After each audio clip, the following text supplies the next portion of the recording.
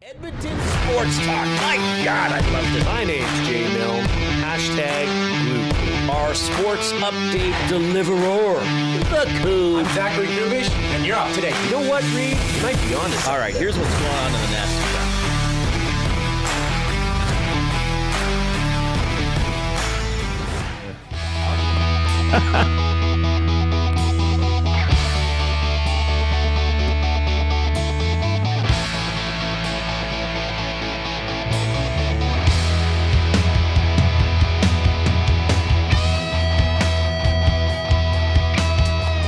What is happening on this Friday, August 29th, on a sunny, hot August afternoon?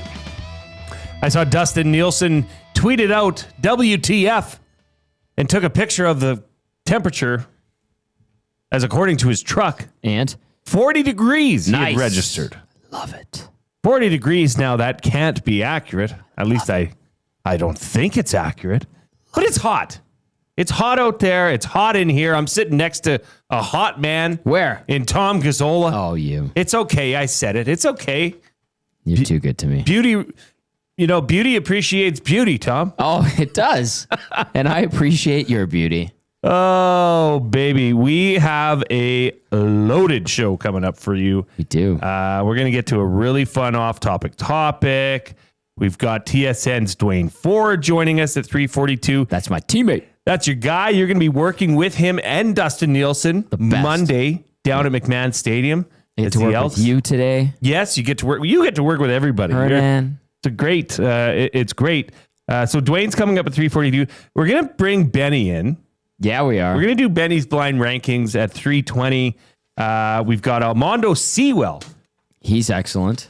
Former member of the Double E. Now he's a current Golden Bears defensive line coach. The Golden Bears kick off their season tonight down at Footfield as they take on the Saskatchewan Huskies. And that is going to be a tough match. Yes. We've got Jeff Hamilton of the Winnipeg Free Press. We've got Fired Up. We've got the afternoon debate. We're going to talk about the biggest trades in sports history. Yep. And then we're going to finish off with the Oil Understood, which, as you all know, if you've been listening all week, we've been going over the top 5 stories in Edmonton Oilers history, and this is the last one. This is we're kind of jumbling the Cates purchase and Rogers Place together. Rogers Place coming together, and what that's done for the city, what it's done for downtown.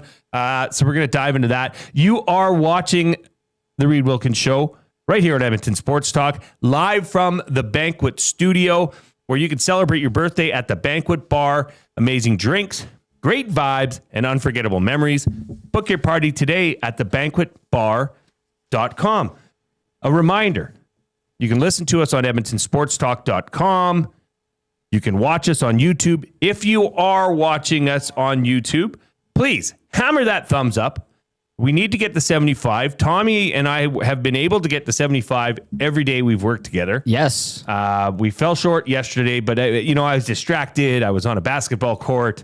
I was with Matt. It was hot. It was getting progressively hotter. Yes. As the show went on, so forgive me. You can also listen to us on the iHeartRadio and TuneIn apps as well. You can hit us up on the River Cree Resort and Casino inbox at 780-218-9999. Tommy, yesterday, you attended and golfed in the Damon Bunting Charity Classic in support of the Robin Hood Association. Yes, sir. We had Alice Koss on from Robin Hood Association. And She's lovely. Yeah, she told us everything why they're doing it, what they're doing it for, where the funds go. So it was a great day. It was a feel-good day. How'd you do? How was your day out there on the course? We won the tournament. You did? Myself, Blake Bunting. Damon's older brother. That's right. Dan. Did you feel inclined to call him Dan the Man? Dan Bowie. Bowie, yeah. He was great. Yeah. He's from Ignite. HVAC company. And Colton. Colton Knott. Yeah. He's my insurance guy. Awesome guy. Was in the midst of selling his home yesterday while we were on the course. He was moving and shaking the entire round. Yeah. So he made some great shots. Good golfer. Well, I'm sure he would have used Damon Bunting as his realtor. I would assume as much. But he had like all these offers coming in, and like he had to do something. Damon also preoccupied, of course. Oh yeah, I mean you got to sell. Yep, and whether you're buying or selling, Damon's your guy, as we know. And we just put together this great round where we did win it. Like it was. There's always those advantages. You buy the mulligans. They also in Damon's tournament have rope. Oh yeah, right. You can do the rope. You can measure off a mulligan, and then you can also they have the grenade. Yeah. And so we utilize the rope, and you get a putt to within like let's say 6 inches. All of us had rope, and I think you got like a foot and a half or whatever. And we used all of it. We used all of our gimme. I think we had 4 gimmies left over, but I think Blake bought like 3 gimmies, but each gimme ticket was good for 3. Oh wow! Or pardon me, mulligans. Each mulligan ticket was worth 3 mullies. So I had 1. Blake had bought 3. Colton had bought some, and Dan had bought some. So we had all of these tools at our disposal, and we utilized them because, like, we did make we made some really good shots. Like we did, but we if we were close, it's like, well, we have rope left. Let's use it. Yeah, might as well. So what would have been a par becomes a birdie.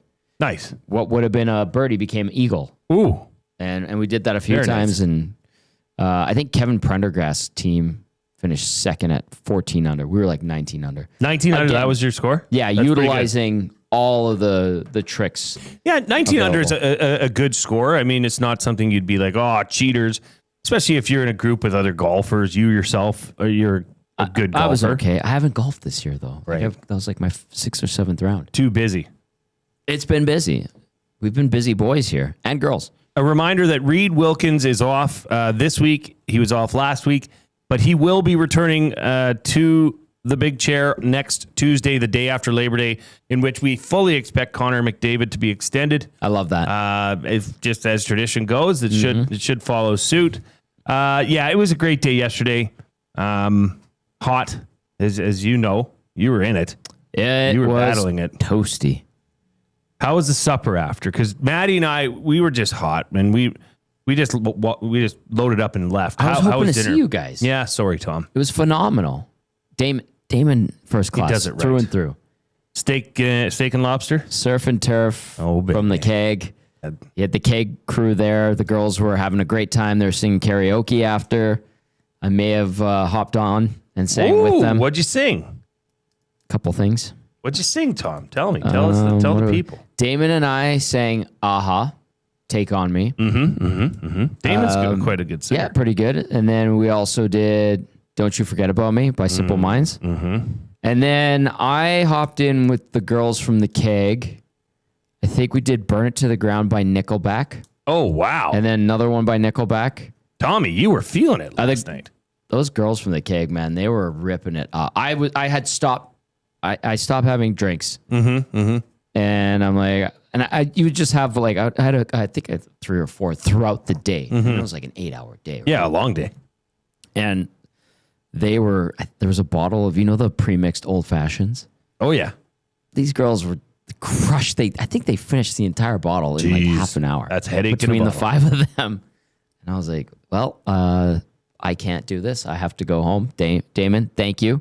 Stella was there. His daughter Asher was there. His son. Fun times. Great time. And yeah, like you said, Alice from the Robin Hood Association. Lots of people from Robin Hood Association were there. Brad, his other brother, was there too. It's one of those feel-good, fun days with a lot of great people. So I enjoyed it thoroughly. And I wish I got to see you and Matt. Yeah, sorry. We were just... Benny Thompson was there. Benny was there. Yeah, he was working the second hole. Yep. He left shortly after his obligations were complete. Yes, his duties had been fulfilled. An update from the Elks as they finished their practice today. Nick Anderson is still listed as limited. Yep. Obviously, Dunbar Jr. and Robbie Smith both placed on the 6-game injury list. We're excited. I mean, the EST crew's coming together on Monday. I mean, we've got all angles of this game covered EST. I mean, True. Dusty's literally doing the play-by-play. You're the on-field host. You're the sideline guy. Yeah. Right? Yeah. We're gonna all be there in the stands. The pre and post game show. Pre and post game show. I almost forgot. It's vital. How important is this? This is huge. And I mean, we're just taking our EST and slapping it right on McMahon Stadium. We're slapping it right in their face. It needs a lot of. What help. Are you laughing at, Coop? We're slapping it. Yeah, we're slapping it. Yeah. Just a bit funny of an expression. It's humorous. You're darn right, Coob. Coob, I forgot to ask you. Forgive me. How are you doing today, young man? Well, I kind of skedaddled for a second there once we started the show, but I'm doing well. It's a Friday. I was a little not down today, but I felt like I was in a funk, and I had a good green apple, and now I feel better. Oh, sorry to hear that, Coob. If you're ever in a funk, just come talk to me. I'll give you a hug. It's all good. Yeah, we don't talk about our feelings here. Okay, we should. We suppress them and push them down. Yes. Yeah, we should. It's okay to talk to us about your feelings. I feel. I don't know who to listen to now. It's like I got a devil and an angel on my shoulder. Full of crap. Yeah, I know. I know. I understand. In the nasty chat, Kelvin Van Dasselaar says Tommy wearing a Reid Wilkins t-shirt. The stripes? Yeah, that is kind of reminiscent of a Reid Wilkins shirt. Yeah, in honor of Reid. Also on the thumbnail, I put the Reid Wilkins show logo sort of on Tommy. Oh. So it kind of looks like it's a graphic t-shirt of the Reid Wilkins show. Oh, okay. I see. Sweet. That's cool. Yeah, Reid has the mime shirt, we call it. Where he looks like. Oh, yeah, the black and white one, right? Doing all silent show. Doing a mime. He's very artistic. Coob, I must say, I could not pull a hat off like the one you were wearing. Why don't you throw yourself on camera, young man? Yeah, I got so the Northwestern, North Pacific look or whatever. I look like I should be. Yeah, you look like you belong in Tofino. Yeah. And just, you know what? Foraging. With those headphones on, walking the beach. But the twist is that the headphones aren't actually plugged into anything. Not even a metal detector? No. The metal, the headphones, the cord is just dragging in the sand. Yeah. But then you have a metal detector that has no batteries in it. You know what people would be saying if they saw that? I want whatever that guy's on. Yeah, exactly. Well, I was also thinking, why not listen to some ocean waves while I'm walking by the ocean in my headphones? Power move. That is... It's a real power move. Bizarre, but okay. We are going to get into the off-topic topic for William Huff. Since 1952, William Huff has provided industry-leading advertising solutions for thousands of valued clients. Their unparalleled customer service combined with decades of industry expertise and a desire to make every job the very best it can be is what they call the William Huff Advantage. Visit their website at williamhuff.com or give them a shout at 780-454-4536. This one was it came to me. I found this to be easy. I mean, we're all taking a road trip down to Calgary. Yes. Tom, I know you're going to be heading down there, I think, Sunday morning. Yep. We're going to be heading down there Monday morning as a unit, the EST unit, 2 busfuls. And we want to know, what are your must-haves in terms of snacks on a road trip, in particular this road trip. Now, I know Hernan talked about it a little bit on EST Afternoons, but we're going to get into it again because Tom and I, when Tom saw this off-topic topic, he was stoked. I was stoked. We're all stoked. Stoked. Are you stoked? I'm stoked. So, Tom, what's the number one on your list? As soon as you said it, yep. I told you. That's the first thing I wrote down. Beef jerky. The jerky of the beef. That's right. Yes. I agree. Now, I do think in social settings or in, somewhat confined settings like we will be on the bus. I mean, it's a coach bus. It's nice. Be lovely. But there will be beef jerky. Absolutely. As there should be. There should be beef jerky. There should be, give me sweet with heat. Yeah. Give me some teriyaki. Yeah. Jack Links, whatever the variety is. I have grown quite fond of the nugget version of beef jerky. Oh, have you? The nugs are awesome. I find those to be just because the regular like strips, they're fine, right? You need a little bit of, not too much moisture. Obviously, it's dried out, but like a little bit of moisture. Yeah, I like the moisture content high. You don't want too on dry. my beef jerky. Right. Now with the nuggets, you can nibble at them. Each nugget, I find. See, I would have a takes problem more with that. time. Why? I would eat the whole nugget at one serving. That's a lot of chewing. I know. And then that's a lot of picking your teeth. And, you know, these things find a way to find every crevice in your mouth. And that's what they do and best. invade that space. So beef jerky is definitely on the board. Yep. I've got a few things written down. Now, our text line is still down, I believe. Is it, Tom? We haven't gotten an email since 6 a.m. Or text. Let's just see. That's the River Cree Resort and Casino inbox at 780-218-9999. I'm just gonna double check, you know, make sure we're not missing out on anything. Make sure. Yeah, that's correct. It is still down. So send us into the nasty chat. Let us know what your must-haves in terms of snacks on a road trip are going to be. Coob, what are you bringing? Because you've asked some strange questions today about this little gallivant. We're taking down the number 2. You asked what size bag can I bring? Yeah, well, you know, What do you gotta gotta bring with you? What are you bringing? Sunscreen, some gum. I don't know, Advil in case I get a headache from all the Yeah. loud noises. Valid, You know, you have to be prepared. You don't want to be stuck in a foreign place. Well, No, it's no, not well, it's not like we're going to a first world country, Coob. We're going to Calgary. There is Well, we are storage in a space first world above your head. Oh yeah, in there the is bus. storage space and underneath your seat. I heard There we go. earlier on EST Afternoons that you have not been on a coach bus. I've never been on a coach bus. No, I've been on a School bus bus around the city. Yeah, I've been on a No, school this bus is a couple different. times. Way but different. It's way. I understand it's way There's different. comfort in mind. Yeah. Oh. These seats recline, What? They're generally nice. but I don't know what the rulings are going to be on reclining Yeah. because it's a packed bus. You want to be courteous of those Yeah. around you. No farts. Avoid farts, please. Yeah, no number 2s in the bathroom at the back That's of the a bus. If you big do that, time we're no-no. leaving you at Black Falls or wherever we are. We'll just open the door and kick you out Innisfail. with all your bags. Carry on, backpack, Yeah. like fanny pack. I'll have everything. I'll have All enough of to them. survive. Your Don't you worry. European Yeah. carry-all. I'll have the fanny pack for sure. I want Maddie. Hey, Charlie Dufault and all the WSTers that are joining us. Thank you for tuning in. We're just talking about must-haves in terms of snacks, road trip snacks. You know, I don't like to mix it up with the chocolate too much because if it sits, it can get a little melty Messy, depending on yeah. the car, depending on the temperature in the car. But I'm not against gummy. Gummies are snacks. great. I have gummy on here. Yeah, a good allotment of water or bubblies. Gatorade. You know, keep me hydrated. Love Gatorade. That's key. But then do we go down the Spitz rabbit hole? That gets messy. Spitz, you need to have a good cup or some sort of a vessel. Correct. It is kind of gross, but If you think about it, yeah. if you think about it. And then what flavor of Spitz? I mean, number one for me Barbecue.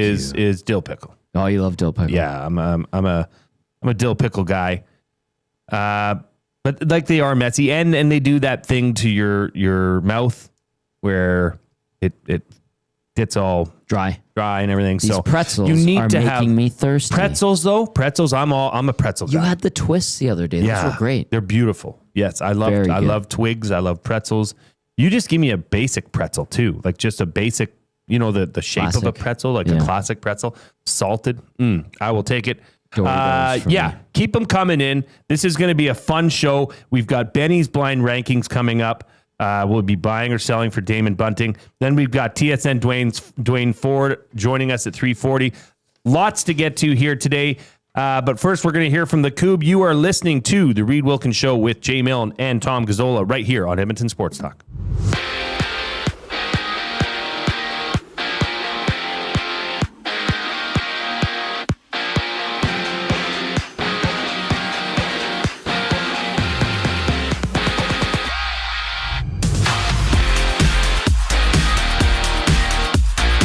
Hot off the press, the Elks injury reports saw Nick Anderson limited for the second straight day with a core injury. He's missed the last 4 games for the Double E, and the Elks face the Stamps on Monday.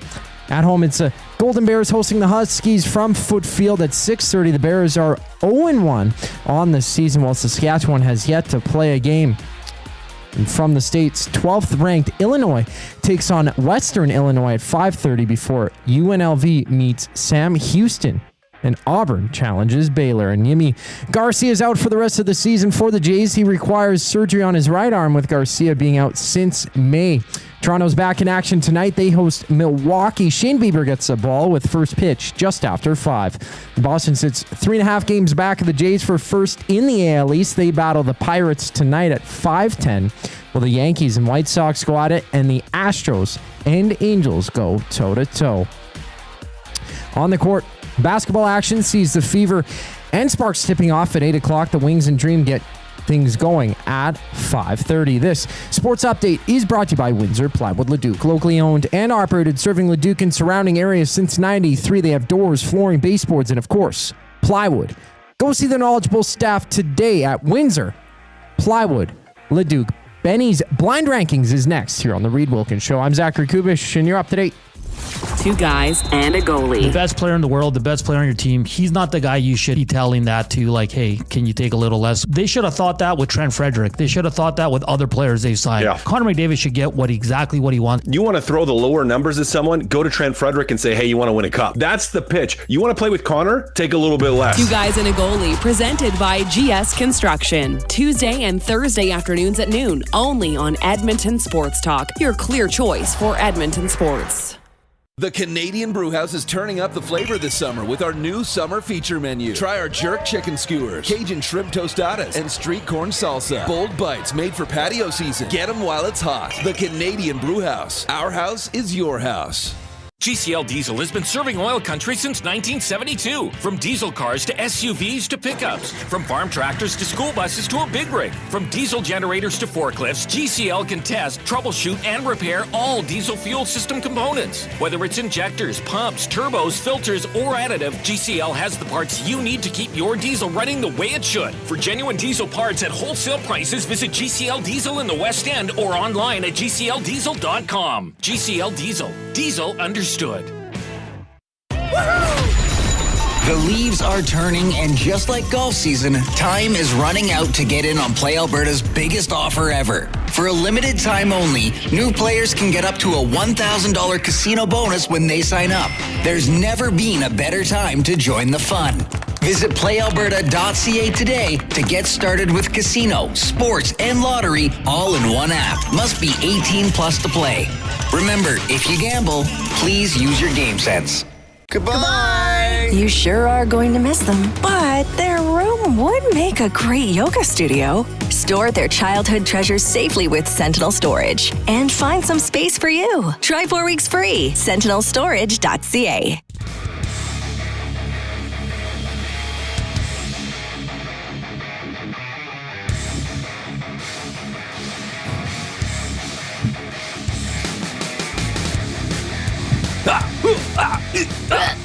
I can't hear it. It's a banger, Benny. Is it? Welcome back to the Reid Wilkins Show with Jay Milne, Tom Gazzola. We got Coob running the 1s and 2s, and we are joined by Benny, which we'll get to right away for Benny's Blind Rankings. A reminder that Edmonton Sports Talk is presented by Play Alberta. Well, Play Alberta is your home for online gaming excitement, featuring casino games, live dealer action, lottery, instants, and sports betting. Now, with the new Play Alberta app, you can take the fun with you anywhere. Download the app or sign up today at playalberta.ca. Benny boy, how you doing today? I'm great. I'm doing great, boys. Been hanging around the office today, getting some clips done. Just finished my second one. Got a third one coming up in a bit, but it's been good. You and I watched a whole video on the evolution of NHL video games. Yep, yeah. To watch its rising and the downfall was very reminiscing and nostalgic. So yeah, no, I think it was a Bar Down YouTube video, right? So, that's right. Yeah, they do some pretty good stuff with NHL video games and stuff, and yeah, they do a pretty good breakdown of what the NHL video game state's been at recently, which I haven't been a fan of. Probably could have been done in like half an hour instead of 52 minutes. Yeah, probably. But, you know, it is what it is. It is what it is. Yeah. If you are watching us on YouTube, let's hammer that thumbs up. And a reminder that the off-topic topic today for William Huff was What is your must-have in terms of snacks on a road trip? We've got some early. Big Uke says jerky, rice, crackers, spits, barley sandwiches. Barley sandwiches. That sounds lovely. Interesting. Okay, it is time to get to Benny's Blind Rankings, which will be buying or selling for Damon Bunting, who has been a consistent top-producing realtor in the greater Edmonton area for over 17 years. He and his team would love to help you find that right home or make the move from your current home. Community-driven, he understands what it takes to make a difference in our city. Check him out on DamonBunting.com or the Instagram handle of Damon Bunting Real Estate. A reminder, we have the one and only, one of the best to do it, Duane Forde from TSN coming up after the break. But first, Benny's Blind Rankings. Tommy and I are going to put together a list together. Yeah. So we don't know. I said, Ben, don't even give me a hint. Not even category or anything. Where are we going, baby? Where are we going? So we've had a lot of talk around the NFL recently, and we're going to go down that path. Commanders fan, Cardinals fan. Correct. Mm-hmm. Two different sides of the NFL of where you guys, what expectations are for your guys' teams. So we're going to do... And literally. Yeah, yes. Yeah. And we're going to be doing teams' chances of winning the Super Bowl this year. Okay. Oh, all right. Just this year, okay? Let's do it. I will lead you along. Hide your screen, okay? Yeah. I will lead you off with the Cincinnati Bengals. Ooh, that defense still sucks, doesn't it? See, I don't know what's next, and that's the issue with the Benny's Blind Rankings. Yeah. Cincinnati Bengals have got to be in the top 10, but I don't know what's coming next or thereabouts. Right? This is where he... I know this is greases us. You know on Hello Hockey. You know how to do this, Tom, better than I. I know. He's got a lot of practice. Would we throw Cincinnati to me, Jay? Yep. And I want to bounce this off of you because we're playing together as a team. They strike me as a 4-5 in this. Really? Yeah. I was gonna say 3. Okay, now we've got to because there's You know he's going to throw like Jacksonville in here at some point, right? That's what he does. Okay. So let's go 4. Are you sure? Are you sure? Because Yeah. I totally influenced you on 4, but knowing that we may have put it at 3. Okay. But 4 is okay, Tommy. Okay. Cincinnati. Cincinnati. They need a lot of things to happen right. Well, Joe Burrow doesn't seem to have an O-line. Yeah, that's a scary thing. They've got playmakers. They've got the best wide receiver in the NFL, and Jamar Chase. Right. But that O-line scares me. And their defense isn't.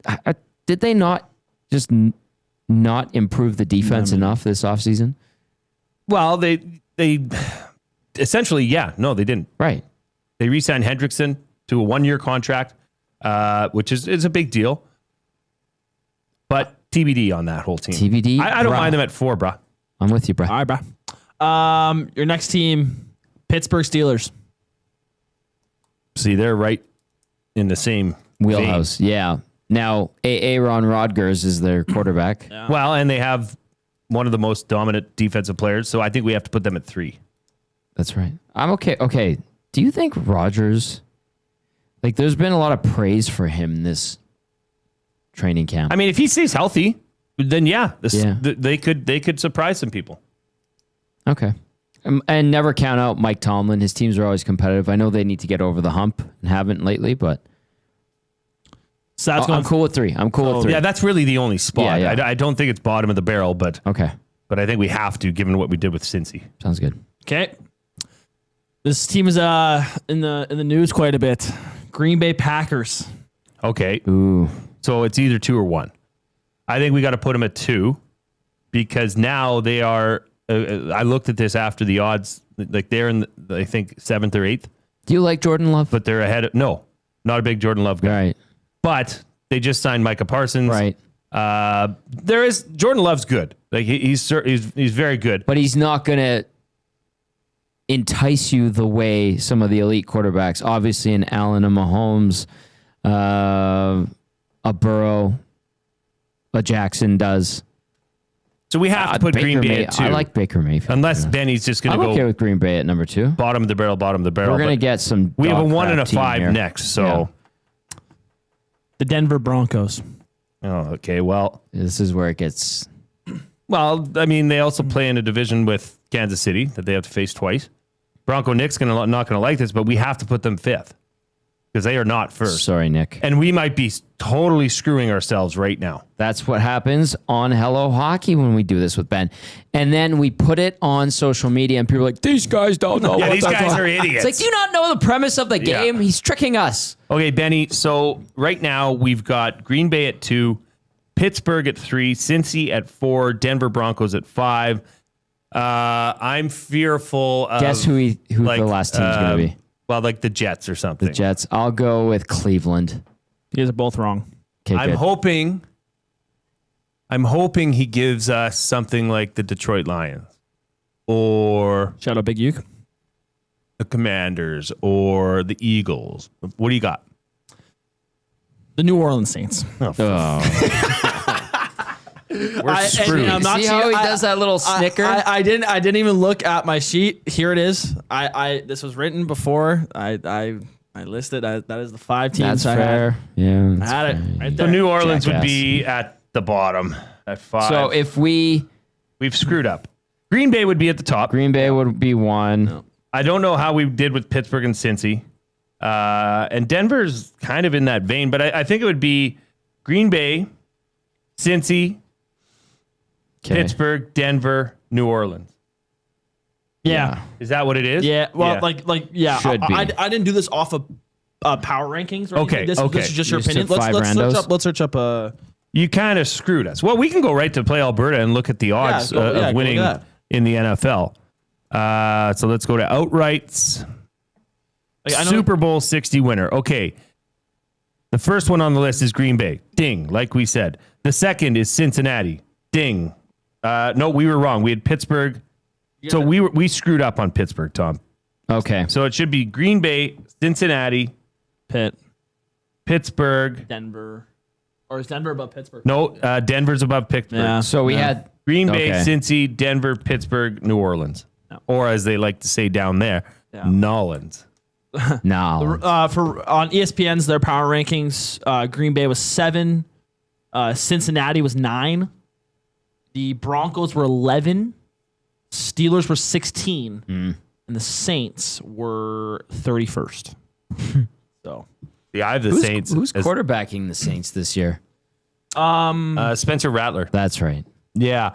And Bronco Nick, why are you giving Pittsburgh so much love? Well, until Aaron Rodgers gets hurt, they have a capable, competent quarterback, at least on the football field. Right. TJ Watt is dominant. Beast. He is a 1B to Micah Parsons in terms of pass rushing. no. So, and Can you he stop combine the that- run, though? Well, you combine that they just don't lose in Pittsburgh. Mike true. Tomlin keeps giving out winning seasons. Denver Broncos, yeah, I do. Whether is this a I think last year was somewhat of a breakout year. The way that Bo Nix finished off the year, he finished really well. Yeah. So if he can build on that, then yeah, the Denver Broncos could be building something quite swell over there in Colorado. That's good. Colorado. Denver? Who's your team, by the way, Benny? It's been quite the topic actually on these shows. I'm a Miami Dolphins fan. Oh, Maddie for those that can't hear, Maddie just shouted from his office, which is just outside our studio. He says, "No, you're not." Why did Matt say that? Did Belzy have an influence on you? No. Actually, this was my buddy. 2 years ago, I went over to his place for Sunday football. He's a Dolphins fan. I got into the Dolphins. I won a huge wager on them. That was the game they put up like 70 points on the Broncos. That crazy game. So they won me money. I was like, you know what? I'm a Dolphins guy. Tyreek's fun and all that stuff. And then last year happens, and I'm just like so bored of this team. I'm like this. Like I don't love this team. I don't really have like a passion for them or anything. And then I watched the quarterback documentary or whatever, the Netflix special, and I love Joe Burrow. Even before the documentary, and then watching it, I'm like, I love this guy. He's got swag, man. He's like just- he backs it up. Joe Burrow kind of Cool came off dude. like a bit of an odd duck. You don't like Joe He is- Cool? I like to do that's odd. He's okay. Yeah, he's okay. I think Jared Goff came off the best in that. Yeah, for sure. Kirk Cousins is a total dork. Yeah, he is a dork. Likable guy. Yeah. But that's a dork. Yeah. Like he's tucking in a buttoned flannel shirt into a pair of khakis. Oh, yeah. He's the guy that says all the right things. He's the guy that voice to text his coaches after every game, apologizing for his mistakes because he feels he has to get it off his chest. Like, screw off, man. What are you doing? Nerd alert. Yeah. He's a nerd. Like, slow down, man. He's a nerd. But Hey, Urkel, quiet down. I also feel kind of bad for him in this situation in Atlanta when they go and draft quarterback, which was bad for Kirk Cousins because Did he get a monster contract? Yeah, Kirk Cousins probably going to be one of the highest paid quarterbacks to ever play in the NFL. This is going to go back to our Jeff Skinner situation with like, he's damn right it will. No, but like he goes to Atlanta to think he's going to be like the guy, and he was the guy for those weeks, and then They have Penix. and then he gets hurt. Can't Penix play power, through the injury, baby. and Penix 100%. But TBD on Penix. I mean, he still has to. We'll see. pan out. I wonder if Kirk is considering leaving. Well, no, I think they'd probably like to have a la what happened right here in our very own 100%. city with Trey Forde came 100%. in. Okay, not ready to carry the mail. You have a serviceable backup that's ready to go and get you wins. And well compensated. And Atlanta's not complaining, 100%. But yeah, there's that whole Netflix special. I was like, man, I love Burrow, and then I love the connection they have with the Jamar Chase and T. Higgins. Like It is a neat connection. Like the one, like the game that they captured in the special where they beat the Broncos late in the season. It was like a crazy game where Bengals defense is letting them down, and they go in overtime, and T. Higgins went off that game. Like that was like such a. I was like, I like that team a lot. So wait, are you a Dolphins fan or a Bengals fan? I'm a Dolphins fan that is playing out his last contract or his last year in his contract for his fandom. I don't like this. I don't like your allegiance chasing I here. agree with Matt. No, you're not. No, you're not. I'm right. a Dolphins fan for the 2020-26 NFL season. This is bunk. I'm going to hop on and support Benny here because yes. it's all American football. It's not like there's a team here in Edmonton to support to have to sort of. Like I'm an open book. Like there's no alliance. My dad's a Packers fan, so I have a little bit of like he's been trying to get me to be a Packers fan. And there's already enough Parsons trade Seahawks and yesterday too, Packers fans here because that was the only thing seen on TV years ago. Now we have all of the teams that you could see anywhere. You have DAZN, you can see any team. So then say I don't really cheer for a team. I just like to watch good football and hope my fantasy team wins. And then you're going to be looked at like a prick. team. So what are I'm you? sorry. You cheer for like 5 teams probably. I was a Seahawks fan. I follow the Seahawks more than any other team because they're on TV. We get Seattle stations if you have cable here. For sure. And I liked Russell Wilson. Then he left, but I didn't follow him. So I guess I'm still a Seahawks fan, but there is no passion in the fandom right now. Because of Russell Wilson? Because he was so good. So you're a Giants fan.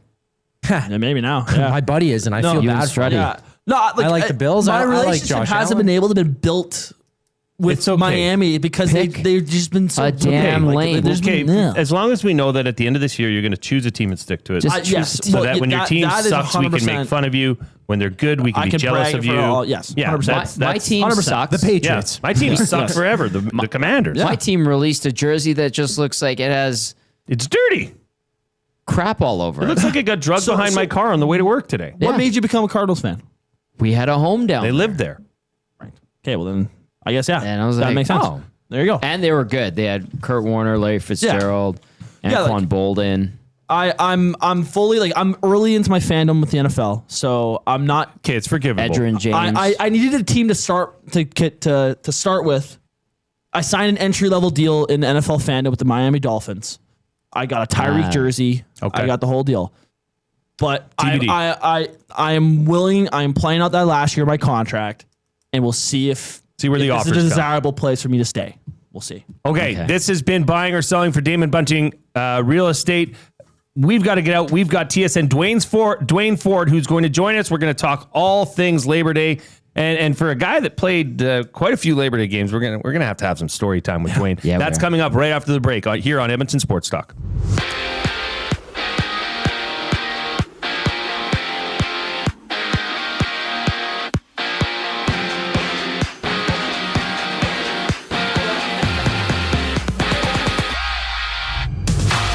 After day 2 of Elks practice, Nick Anderson was limited with a core injury for the second straight day. He's missed the last 4 games for the Elks due to injury. And staying in Edmonton, the 0-1 Golden Bears host the Huskies, who start their season on the road. Kickoff goes at 6:30 down at Foot Field. NCAA football action. It's Georgia Tech battling Colorado at 6. App State meeting Charlotte for 5 o'clock kickoff. Plus, 12th ranked Illinois plays Western Illinois at 5:30.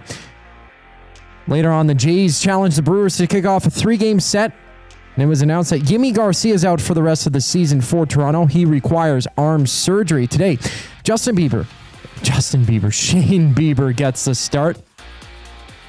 Got to be a believer with first pitch at 5:07. Other matchups include the D-backs facing the Dodgers, the Mets, and Marlins facing off, while the Braves and Phillies rematch. And on the WNBA court, it's Dallas visiting Atlanta with the Fever and Sparks having a date. This sports update is brought to you by Paramount Flooring. Proudly serving Edmonton and area for over 30 years, their West End showroom is open 7 days a week. You can shop online at ParamountFlooring.ca. We return to the Reid Wilkins Show on the other side of the break. I'm Zachary Kubish, keeping you up to date.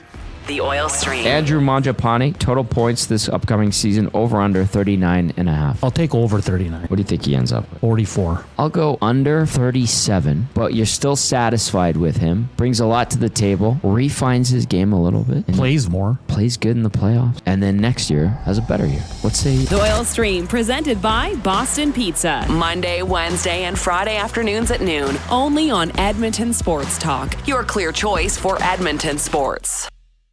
Gallo LLP is an Alberta-based accounting firm with expert chartered professional accountants in both our Edmonton and Sherwood Park accounting firms. Our experienced and innovative accountants provide financial advice that saves our clients money. Simply put, we help our clients protect their assets and grow their businesses. At Gallo LLP, they go beyond the numbers to ensure the continued success of your business. Reach out to Preet or John to discuss how they can help your business grow. Visit gallollp.ca today and see how they can help you take your business to the next level. Do you have pets? Horses? Chickens? Did the place you used to get your feed recently close down? Have no fear. Clover Bar Feeds is here. Whether it's dogs, cats, horses, or chickens, Clover Bar Feeds has you covered. Offering a large variety of food and feed, you can trust the experts at Clover Bar Feeds. They've been family owned and operated for over 60 years. This means you can expect nothing less than top-notch service and selection. Come visit them at 200 Portage Close in Sherwood Park, or visit them online at cloverbarfeeds.com. Everyone knows when you need a truck now, you call Dawn. That's right. You call us, Frontier Cartage, when you need driver coverage or have a truck that's down. You call Dawn from Frontier Cartage. When you've got way more freight to move than you thought. You call Dawn from Frontier Cartage. When you need a truck that's available and ready to start anytime you need. You call Dawn at Frontier Cartage, 587-222-5826. 587-222-5826. Looking for quality building materials and friendly advice? Visit us at Windsor Plywood Leduc, family owned and locally run since 1993. From interior materials for doors, flooring, baseboards, and all the finishing touches to all you need for your outdoor projects like cedar lumber for decks and fences, plus all the plywood you'd need. Our full-time on-staff carpenter can help with anything odd-sized or custom, and from domestic hardwoods to exotic selections, we've got you covered. And if we don't have it, we'll track it down for you. Windsor Plywood Leduc. We're the experts you need to know.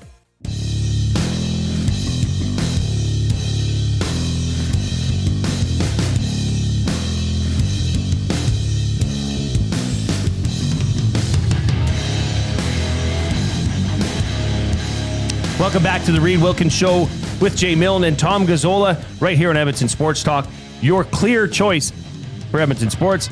A reminder, if you are watching on YouTube, hammer that thumbs up. Let's get to double word of the day territory, which is 75. Our River Cree Resort and Casino text line is still down. Corey B has emailed in saying, down text line. He says, "Dear Jay, I don't like the text line being down. See you Monday. I love you. Corey B."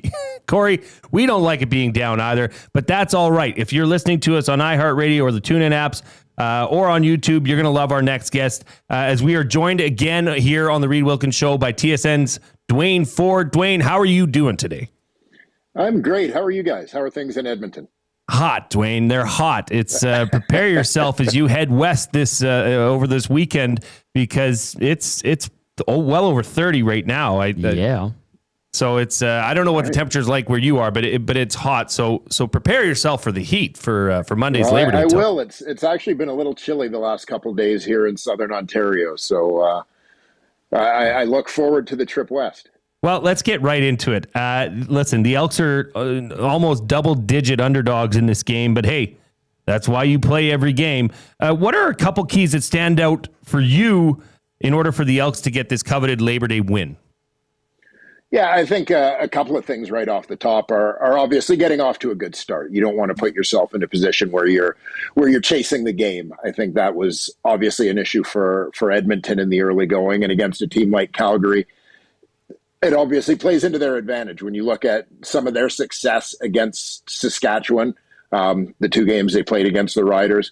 A big part of it was their ability to get after Trevor Harris in those games in a way that other teams haven't been able to this year, largely because Saskatchewan has usually been playing ahead. So we know that Calgary's defensive front does a pretty good job in terms of putting pressure on opposing quarterbacks when you are forced into passing situations. So that's one that stands out to me. And then taking care of the football, avoiding turnovers. Cody Fajardo has done a pretty good job of that since coming in, but not giving Calgary any cheap opportunities. And maybe if Javon Leake can kind of keep things rolling and help out on special teams in terms of not just putting points on the board, but I think also in terms of field position, that'll play a significant role as well. We had Elks first-year head coach Mark Killam on our show earlier this week. As we would expect, he downplayed his return to Calgary, to McMahon Stadium, a place that he called home for 20 years. And I understand that. He said, it's not about me, it's about the team. But I mean, come on. I mean, Duane, you played the game for a long time. Is there going to be a little extra oomph? Maybe not so much for Mark, but for the players in that locker room who know how much this means going back to Calgary? Yeah, we often talk about football teams taking their cues from a couple of different places. And I have always said, team kind of takes its character, its personality from its head coach and its quarterback, primarily, two main leaders on any football team. And so when you look at Mark, I think Mark's emotion is a big part of Mark's identity, of his character. And so his team they've picked up on that already, and they're going to feel some of that. And I think that even if he tries to downplay it and make sure he's in control of his emotions, I think his team is going to be fired up to try and go get one for him on Monday. CFL and TSN analyst Duane Forde joining us. What's up, Duane? Good to see you. When I saw you on today, I'm like, yes. Always good to see you, Tommy. Yeah, the feeling's always mutual. I look forward to Monday. Okay, I have to ask you this, and I know we'll talk about it going into Monday's game too, but what's your opinion of the way the Elks put the ball down on the ground? Because we know that there have been a lot of instances where they put the ball in Javon Leake or Justin Rankin's hands and it goes nowhere. So instead they're doing little dump offs to Justin Rankin. What do you make of that? And do you think that they have to really keep pounding the rock to Rankin and putting it down on the ground, or can they keep dumping it off the way they have through the air? I think a lot of teams have evolved in terms of what they would classify as their run game. And so a lot of screen passes, shovel passes, almost including checkdowns in some ways, that you're anticipating some of those that's I would say is something of a league-wide thing that you're seeing a little bit of evolution in that regard. Personally, I'm a little bit of the Calgary philosophy, and I know we talked about this a little bit in the last Stamps game against Saskatchewan, that one of Dave Dickinson's philosophies is he sees other teams doing exactly what you said, finding different ways to, sort of high percentage passes, et cetera, to get the ball into their running backs' hands or things that they see as extensions of their run game. But any of those things that are passes, it changes the way that your offensive line can block as compared to a run play, right? They have to be kind of patient, and sometimes that can mean getting hit in the mouth instead of going out and hitting people in the mouth. And so he likes handing the ball off. So say on things like the slot back sweeps and things like that, where you see a lot of teams have the receiver cross in front of the quarterback and they'll flip it so that it becomes a pass, a shovel pass, eliminates the handoff. If there's an issue with the exchange, it's an incomplete pass rather than a fumble, is part of the reason why teams do it as well. But, the mentality there is they like for their offensive line to be able to attack it as a run play and be aggressive and be coming forward. And I think a lot of offensive linemen like that. So I think the most telling thing is going to be if you see their offensive line getting beat up a little bit, then maybe that's the biggest key in terms of adjustment. But I think the most important thing is with guys like Rankin and Leak is just finding ways to get the ball into their hands and letting them go to work, because they've been obviously a big part of this resurgence. All right, I want to throw another one at you, Duane. When it comes to the Elks D-line, and I know we know how much of a key VA is for the Stampeders and that offense. We saw PJ Walker a few weeks ago. It didn't go well.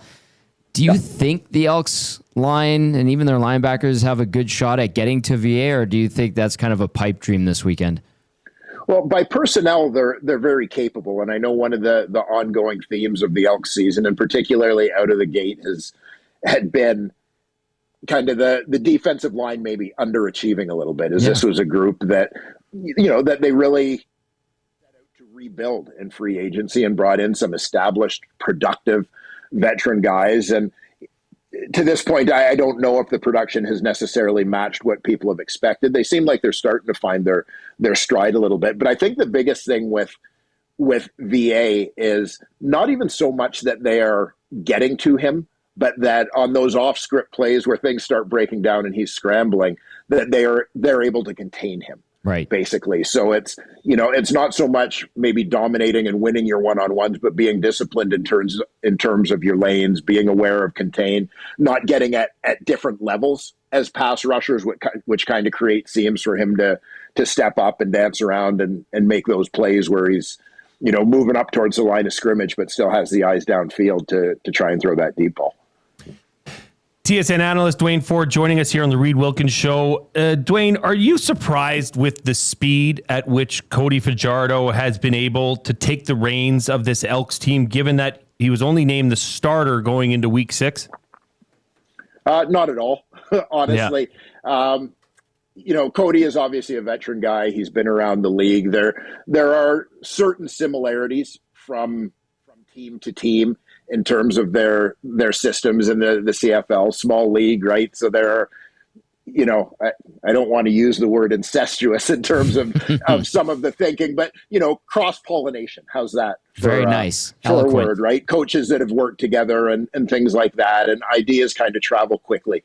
But when you look specifically at Cody and consider that a lot of Cody's greatest success has come under Jason Moss, Jordan Maximic is a guy who a lot of what he has learned as an offensive coordinator, he'll tell you he learned from Jason Moss. So many of the principles are going to be similar there that I think that's a big part of what has allowed Cody to be a quick study as well in this particular scheme.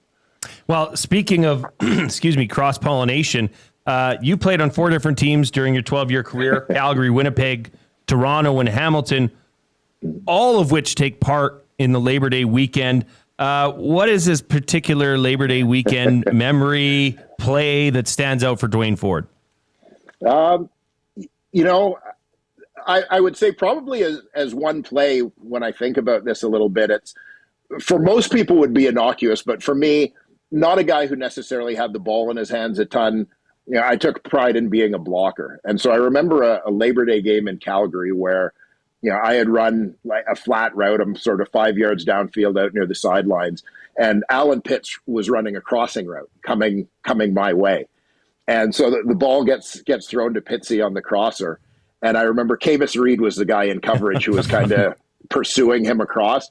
And Cavis was so focused on trying to step up and make the tackle that he didn't see me coming from the outside, the kind of outside in blocks that have since been outlawed in the Canadian Football League. But I will say, Cavis, who has become a friend of mine over the years, I got him pretty good. Yeah, your shoulder lowered, didn't it? Yeah, and I will admit that he was a little out of his weight class in that particular matchup. But it was one of those where I often say that most of the time during a game as a player, you don't hear the crowd. But this was one of those plays that I think the crowd could see unfolding in slow motion as I was approaching him, but Cavis couldn't because he's focused on making the tackle. And I know it got a pretty good cheer when I ear hold him. I love that. Duane, I remember that play. That was a D cleater. That was a big hit. I think Kavis's back hit the turf before any other part of his body. So, yes, those are great. As a safety coming up, I have some memories of hitting guys that would... You killed guys. I've said I would be thrown out of the game and possibly the league for the way I was used to hit. But that's how it was. We were taught to hit with our heads. Things have changed, Thankfully, for the better. Duane, thank you so much for your time. I have one more for you before we let you go, okay? Our off-topic topic today for William Huff was, what are some must-haves in terms of snacks when you're embarking on a road trip? So I want to know what's in Duane Forde's backpack when you're getting ready to settle into a road trip. I'm not a huge snack guy. Tom can probably tell you, we've done a couple of pregame meals together. Yes. I am a carnivore. Yes, confirmed. Can sometimes make the snacks a little bit hard to find or hard to manage. So I mean, for me, a game day kind of thing in my snack would actually often be like a protein bar or a shake or something like that. Not that I am in the most healthy stage of my life by any stretch, but you're in good shape, Duane. Come on. But I am a protein eating guy. But that said, I mean, in terms of a road trip, I would say, if I'm driving any distance and I'm maybe going through a drive-through, picking something up at the gas station, I'm hoping that, maybe there's a burger place there or something like that I can get some meat. Can get that burger, but then, eat the burger sitting still, but the fries are good on the road. Yeah. So that would probably be my sort of road trip snack, fast food. Need 2 hands to eat chicken wings. So that would be challenging. Yeah, that's a no while driving for sure. Although it would be tasty. Frowned upon. Duane, this has been great as always. Thank you for joining us here on the Reid Wilkins Show. Safe travels out to Labor Day at McMahon in Calgary. We're going to have a whole crew of ESTers. We sold 2 buses that are coming down from Edmonton to the Labor Day Classic. And here's the thing, Duane, I'll tell you this. One of the people that are on our bus, Dave in Section T, he has went and he is going to be smoking 2 briskets. And he's going to bring them down and serve them there. So as a carnivore such as yourself, if you're walking around in the pregame and you see a bunch of green and gold jerseys, feel free to step on in and introduce yourself, and we'll get you a nice, we'll get you your protein fill leading up to the game. Very nice. You tell Dave I said hi. And, I may even risk losing my Stampeder alumni card. That sea of green and gold. So. Yeah, the briskets, it's going to be good. But thanks again, Duane. Have a great one. We'll see you on Monday. All right, take care. Look forward to it. Make sure you... Yes, Duane's the best. He is. So good. I love it. Duane, he always tells it like it is. And he really has a way of breaking down the game into a real simple view and almost tactically really simplifies things. But yeah, he makes you understand it. And actually, I got to work with him and Rod for the first time. I was like, this is cool. Like, I've only watched those guys and kind of tracked them as they've. Yeah. I remember Duane when he played, and then it's like, now I'm working with them, and they're like, "What's up, Tom?" I'm like, "Yeah." Oh, just a beast. When fullbacks were the thing, like Duane was the guy. Duane was the prototypical fullback that would take your head off if you were looking the other way. I loved it. Lowered the shoulder into Kavis. I mean, it was tough to see Kavis go like that, but that's what happens on the football field, baby. Okay, we have another guest followed by another guest. This is a compilation of guests here. We're going to be joined after the break by Double E legend, I would say, Almondo Sewell, who is currently the Golden Bears defensive line coach. He's going to be joining us on the Reid Wilkins Show. But first, we got to hear from the Coupe. You're listening to Edmonton Sports Talk, your clear choice for Edmonton Sports. The Lock Shop. Where do you put the chances of the Bombers leaving Regina with the victory, not just cover? So there is definitely an argument that the Bombers will go in there, play their best game of the season, and really compete there. There also is, I think, a realistic chance that the Riders come out with a real chip on their shoulder after their loss last week. The Lock Shop, weekday mornings at 11, only on Edmonton Sports Talk, your clear choice for Edmonton sports. If you aren't wearing a Connect belt, what are you waiting for? A one-size-fits-all belt with a smooth, hole-free track system makes it adjustable for the perfect fit. With fully customizable options, you can choose your belt color, material, and buckle to suit your style. 100% Canadian owned and operated, Connect belts are designed for work, everyday wear, and even a round of golf. Check out the large selection of men's and women's styles at www.knktbelts.com. Connect Belts, the perfect fit every time. World-renowned top psychic medium and the star of Meet the Frasers, Matt Fraser comes to River Cree Resort and Casino on September 12th and 13th for a couple of special live shows. Join Matt for 2 nights of healing, hope, and laughter. Matt has become a trusted figure for people seeking closure, guidance, and connection with their loved ones. Don't miss Matt Fraser live at River Cree Resort and Casino September 12th and 13th. Both shows are 18+. Get your tickets now at rivercreeresort.com. The Canadian Brewhouse is turning up the flavor this summer with our new summer feature menu. Try our jerk chicken skewers, Cajun shrimp tostadas, and street corn salsa. Bold bites made for patio season. Get them while it's hot. The Canadian Brewhouse. Our house is your house.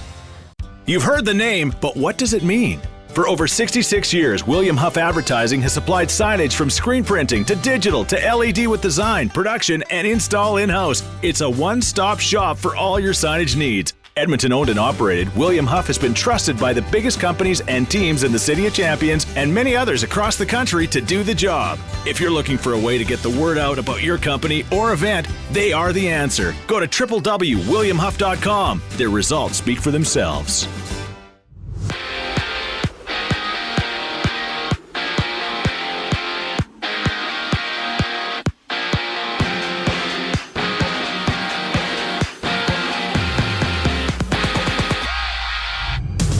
Edmonton's Nick Anderson was limited with a core injury for the second straight day of Elks practice. He returns to the field after missing the past 4 games due to injury. And out east, Yimi Garcia needs surgery on his right arm, meaning he'll miss the remainder of the season for the Jays. And today, Toronto opens up a 3-game series with the Brewers. Jays sitting 3.5 games up on the second place Red Sox for first in the AL East, while Milwaukee has a 6.5 game lead on the Cubs for top spot in the NL Central. Shane Bieber gets a start for the Jays' first pitch at 5:07. And to start the night, the Cardinals face the Reds at 4:40 before the Pirates and Red Sox match up just after 5. At home, it's the Golden Bears with their season opener at home against the Huskies. Edmonton losing 45-13 to the Dinos in an exhibition matchup last Monday. In 11 games, the NCAA slate, Wagner and Kansas have a date with Auburn matching up against Baylor. 2 games in the WNBA. Dallas hits the court in Atlanta at 5:30 before Indiana challenges Los Angeles on the road at 8 o'clock. I'm Zachary Kubish. That was your sports update. The second hour of the Reid Wilkins Show starts right now.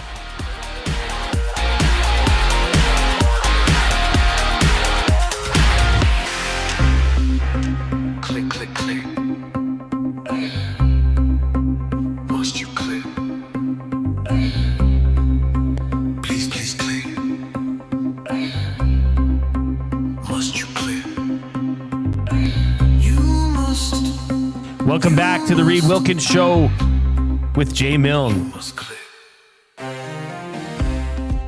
and Tom Gazzola. What is this? This is the Super Click remix. Wow. Yeah, it's exceptional. Is this AI generated or Coob generated? A listener made it. I love this. You guys are wild, man. We have fun. I know you do. Okay. I'm going to get to play my play of the day here because there is a time constraint on it, and I want everybody to know about it. Okay. And I want you to know that I did this play of the day just because points. Because why not? Points. So Jay's play of the day is brought to you by Play Alberta. It's time to turn up the fun with the all-new Play Alberta app, your digital destination for casino, live dealers, lottery instants, and of course, sports betting. Look, Kansas Jayhawks, minus 46 points, Tom. Okay. This is that crazy game you were telling me about. So the Kansas Jayhawks are taking on the Wagner Seahawks. Wagner Seahawks are of the Northeast Conference. Kansas Jayhawks are a Big 12 team. Of course. This is an actual spread that you can bet. I love this about college football. This is going to be an awful football game. Awful. But how can you not jump on the thought of taking the Kansas Jayhawks to cover a 46-point spread, Tom? That's insane. So that's boosted. It was normally plus 104. They've boosted it to plus 115. But you have to be on that before 5:30, as that's when the game starts. So that's Jay's play of the day. Kansas Jayhawks, 46-point spread. That's insane. You heard it here first. We are gunning for that. That would be awesome if that one hits. Because I mean, I'll sprinkle on that. Yeah, you got it. I mean, just to be a part of the fun. Points. Who doesn't like points? I love points. Well, our next guest definitely would not like to see that many points put up by his the opponent that he's facing tonight with the rest of his Golden Bears team and staff. We are pleased to be joined by phone former Double E, current Golden Bears defensive line coach Almondo Sewell. How are you doing, Almondo? I'm doing great. How you guys doing? Hey, we're doing great. How's the heat been for you guys out there practicing all week in this heat, Almondo? Hey, the boys are ready. We built for it this time. We've been practicing it. It's been crazy, but we survived it. Well, hey, this is your first line as first year as a defensive line coach at U of A. Last year you were with the Elks. Can you or do you coach a student athlete the same as you would coach a pro? Absolutely. You're going to get it. I'm going to tell you the raw, honest truth about it. If when we're playing, we're going to play hard. We're going to play as a unit. That's just how it's going to be. I told the same guys last year in Edmonton when I took over, and I told the guys at U of A, we've been at it since January, right? Mm-hmm. So, yeah, I'm here. I'm dedicating my time to it. I'm at the facilities 4 days a week. We're going to work out. We're going to run. We're going to learn how to play D-line. Well, that's good. And what better person to teach them than a man? Now, you were referred to, because Kyle Koch is a good friend of mine, and he said that you were referred to as Zeus. Oh, Kyle. Does that name still apply? Nah, it's been a while, actually. I ain't talked to Koch in a while, actually. I remember him saying that. Yeah, he would always say, man, Jay, I had to go up against Almondo all day in practice, and he just kicked my ass all over the field. So Zeus seemed to be applicable, yes. Another first as well is the new head coach of the Golden Bears in Stevenson Bone. How impressed with him have you been as he's taken over this proud program? Coach Bone. I mean, when people look at it, you see how young he is. But man, he comes in there with so much knowledge. I learned so much from him too. And it's great that they give a coach like that, a younger coach, the opportunity to present himself, because I mean he does a tremendous job with the kids, right? Mm-hmm. And like I said, I learned so much from him as well too that I didn't know either. But we'll see how far it goes. When the kids taking good stride with him, they listen to what he's telling them to do. So it's a great fit all in all. The home opener / season opener tonight at Footfield. How excited are you and your defensive line unit to finally get things going? And what do you expect from the Huskies, who were ranked or are ranked number 1 in the Canada West preseason coaches poll? It's a very young group I have up front right now. And, I'm just excited to watch the guys, put it all together. They had a tremendous week of camp. Camp overall. I got some of the guys back that were hurt during camp that, they're stepping on the field today for the first time with Tyler Morris pretty much. And then, I gotta keep an eye on Emerson Joy. I think he's going to have a great year this year, as well as Carter McLean as well. So I'm excited to see what these guys can do. We're only worried about what we can handle in the locker room, right? Not worried about Saskatchewan, really. Almondo Sewell joining us now, Golden Bears D-line coach. Almondo, you got Tom here, and you guys are taking on the Huskies like Jay was mentioning. I want to ask you this, because you kind of mentioned you coach these guys the same way you coach pros, but how do you find they react to you as university athletes compared to how pros reacted to your coaching? Dude, it's a U of A, man. Can't be getting in that school. so they're going to pick up on things really fast. You only got to teach them one time. They pick it up. They want to learn. They want to be great athletes. They want to move on and see what the next step in, after university is for most of them. So they just want to get coached up the right way. And, it's and I mean, you can see it too. It's just some of the stuff where, you have to break the bad habits. Especially kids coming out of high school, there's some really bad habits that you just have to break. You gotta just take the laziness out of it. Now they listen to everything that you're saying because they know you tell them the right. Man, you're not gonna tell me any difference. I haven't played it my whole entire life, right? So you're not lying to me about it. I know if you could do it or not. But I'll follow up with that this because like you said, yeah, these are U of A kids and they're pretty bright. Do they have a lot of questions for you? And have they stumped you yet if they do ask you a million questions? Oh, every once in a while I'm catch a brain fart or something like that, like a certain player or something like that, secondary going on. And we can't. And they'll say, we can't run this because of this going on. I'm just like, damn, yeah, that's right. Well, I could be wrong too sometimes. Well, it's good to be humble and humbled at times, isn't it? We are joined by Golden Bears defensive line coach and former Edmonton Eskimo Almondo Sewell. Look, you were a member of the Eskimos from 2011 to 2019. You won a Grey Cup in 2015. We just had TSN's Duane Forde on the show prior to you, and he took part in his fair share of Labor Day classics as we are upon Labor Day weekend here. I got to ask you, because he told a great story of essentially decleating Kavis Reid coming across the middle. Is there a specific game or play that stands out for Almondo Sewell? Oh yeah, man. Like the Labor Day game is always one of the games that you got to come ready, right? And I'm glad to see that the boys are starting turning around now. They just have to keep their momentum going, because Calgary going down there for Labor Day is always going to be a battle. You got to go down there with your A game. It's always that, and just see who comes out of it in the end, right? But not really necessarily. But not necessarily a game though, right? Not that one that stick out to me. I just remember, there's always a battle going on in Calgary every single time. Right on. I've got one more for you here, and this is more of a technical question by somebody who did it pretty well. You rank 5th all time in Double E history with 60 sacks. The Elks currently have 10 through 10 games. What do you think they need to do better to get more pressure and ultimately more sacks? You just have to believe in the process. JC's a great coach. Coach D-Max, he's a great D-line coach. Maybe he didn't grasp it fast enough like they were supposed to, but they're starting to come together now. Like one of my guys from last year, Noah Taylor, he had a crazy game out there. Me and him talk time after time, and I'm just like, man, just keep running the process, keep doing the process.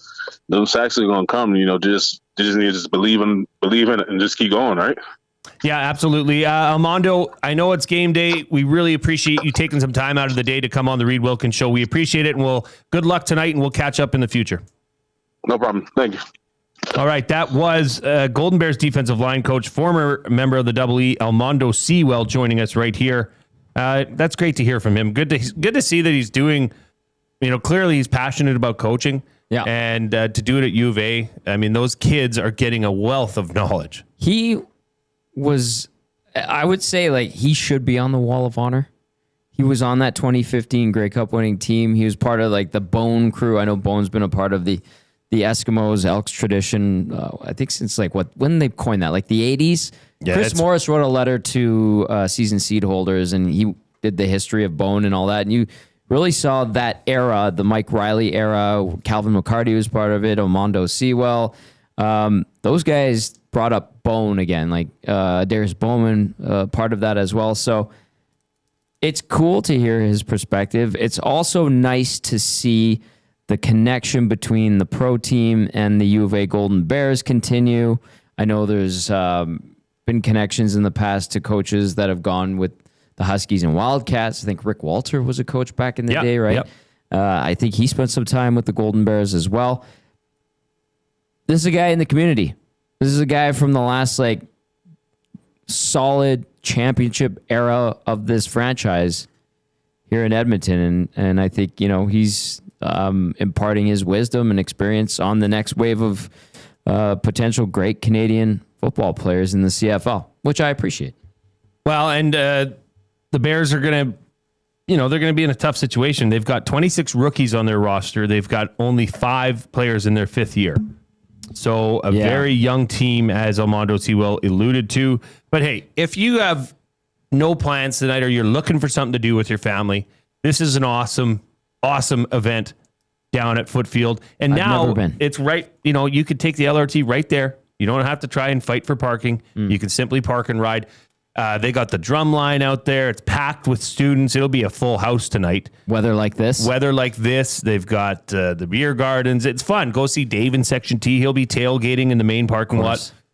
It's a great atmosphere, and it's really good football. Like, this would be the WHL of football right here in your backyard. Right. So if you want to go watch that, check that out. Or you can watch on CanadaWest.tv.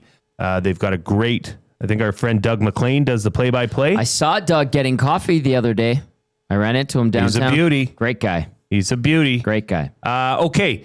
We don't need to get out yet, Tom. I want to get to this here. Andrea, so our River Cree Resort and Casino text line is not participating that well today. But a reminder that at Tap 25 Restaurant, you can get 50% off the entire menu, available 7 days a week from 2 p.m. to 5 p.m. That's at Tap 25 Restaurant at the River Cree Resort and Casino. If you really have something you want to get off your chest, you can hit me up. You can email me, jay@edmontonsportstalk.com. Just like Andrea from Calgary did, just like Corey B did. She says, Jay, I'm taking Corey B's lead and I'm emailing this text that didn't go through. I plan to stop by Section X on Monday. That's where all us ESTers will be. Right. To meet the gang. We normally sit there, but chose the shade side seats for the kids this time. Safe travels. Andrea from Calgary, I have replied to. Come by and say hi. We'd love to put a face to the name when we're down there in Calgary. We appreciate you listening. We do have a limerick that came in, and I'm sorry, Bronco Nick, and I'm sorry. You know what? We're going to do this. So Bronco Nick sent one in for today. Okay. But he and VR Montenegro sent some in for yesterday too, and I didn't get to them. No, so we're just going to go limerick. Okay. This is Bronco Nick's from yesterday. As Nelly once said, it's getting hot in her. Touching metal outdoors is something to fear. Enjoy the weather. It's never been better. Knowing the white stuff is coming makes me shed a tear. Well done. This one comes in from VR Montenegro yesterday. Okay. Who goes by the name as VR Montenegro. Send kudos out to Slumlord Bunting. Sweet locale for EST fronting. His golf tourney does good. Working with Robin Hood. He'll sell you your home with ease, no grunting. Another Very banger, nice. Another banger. And this is Bronco Nick's from today. The Labor Day weekend is upon us. Let's cheer. Productivity this afternoon? None here. Let's enjoy some suds, maybe a few with some buds. Let's sit down on Monday and give the Elks a cheer.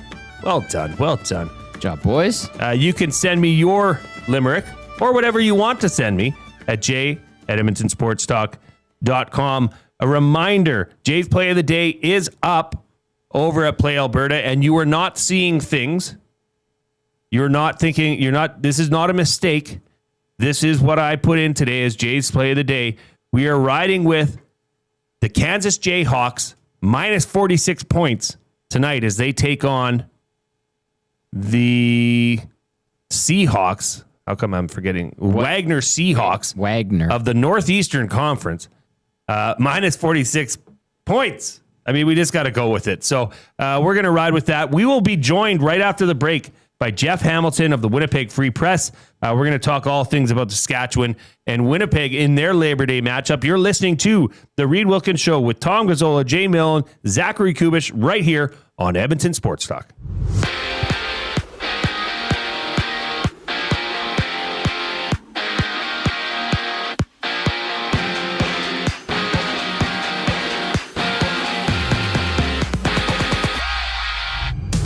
Elks injury report sees Nick Anderson limited for the second straight day with a core injury. He's missed the last 4 games for the W, with the Elks facing the Stamps on Monday. And at home, the Golden Bears host the Huskies from Footfield at 6:30. The Bears open their season with a new defensive line coach for the team, Almondo Sewell.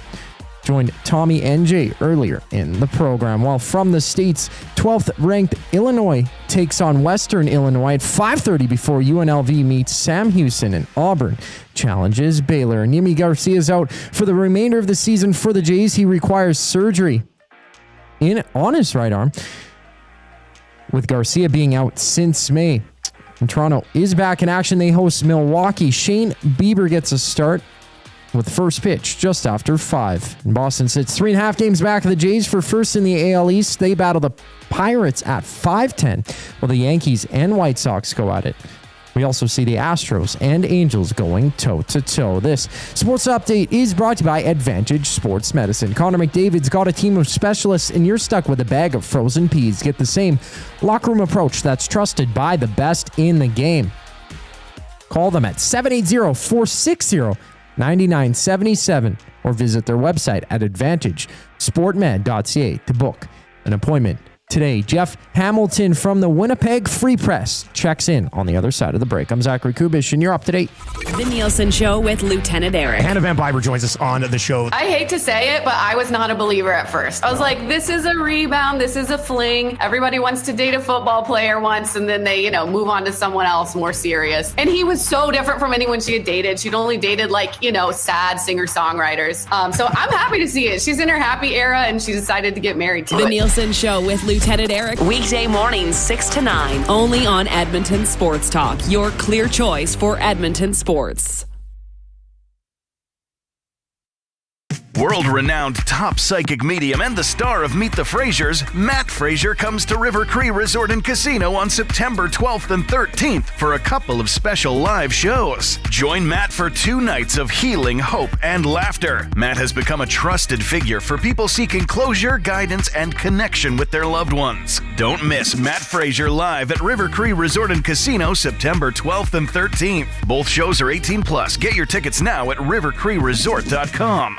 Since 1952, William Huff has been the heartbeat of Edmonton's advertising world. From humble beginnings to a citywide powerhouse, we've been the go-to for signage from print to design and installation. Partnering with Edmonton's top sports franchises and major events, we've helped shape the city's global reputation. Our secret? Unmatched customer service, decades of experience, and a passion for excellence we call the William Huff Advantage. Visit us online at williamhuff.com. Okay, 2 kids, 2 backpacks, lunch bags. Wait, where are the school books? Back to school doesn't have to mean the everyday rush and stress of looking for your kids' items. Have more zen in your mornings. Find space for your family's needs with Sentinel Storage. Go back to school with 4 weeks free. Reserve your space today and find the peace of mind your morning needs. Visit sentinelstorage.ca. Buy Canadian, store Canadian. Must you click? Click.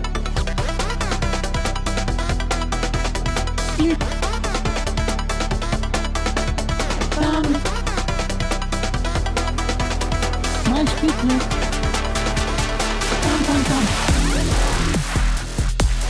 Click, click, click.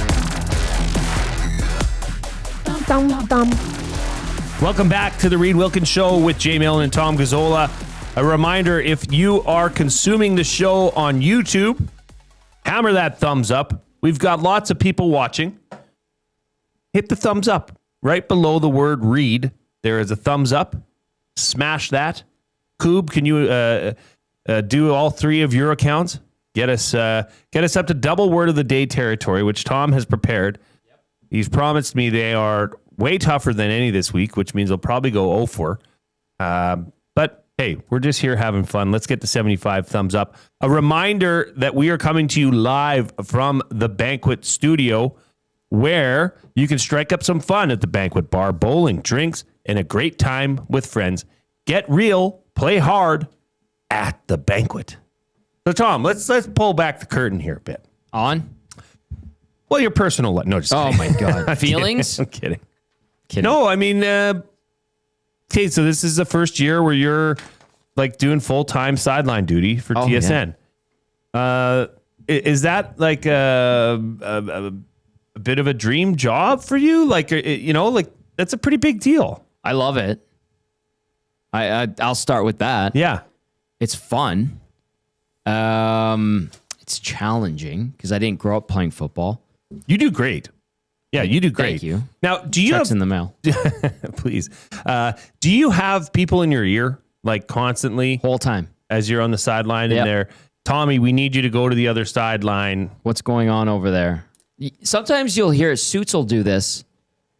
He'll be like, "Hey, we'll get like say something happens, there's an injury, we'll keep an eye on that. That's, hey, Tom, get your ass down to the other side and figure out what's going on.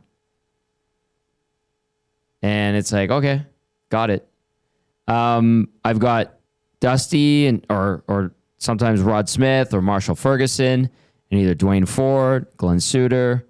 In my air, we had Luke Wilson 2 weeks ago. How does that work when you're, because you're both kind of doing a similar job, are you not? Or is Luke more an analyst? It's pretty different. Like Luke was an extra analyst. Friday Night Football, I don't know if you've watched throughout the years, they've revamped Friday Night Football. They've added Luke. You see the panel traveling around more this year. They're going to be in Edmonton on location, Kate and the crew, which is going to be awesome. My role stayed the same. I even asked our producer, we work with great producers, but Chris Edwards, I said, Eddie, do you need me to like say less this game? Right. Like, did you let Luke say stuff? What do you need me to do? He goes, just everything's the same, man. I'll let me worry about working in what needs to be worked in. And you'll be just fine. And that's exactly how it went.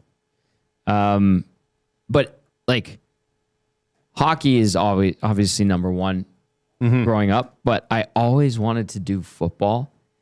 I like doing sidelines, deathly afraid of play-by-play. I don't have the depth of knowledge at all to do analyst work, but to tell the story, do the interviews, update injuries. I love that. I love hunting down, seeing what's going on. Are you going to be using an umbrella on the sideline?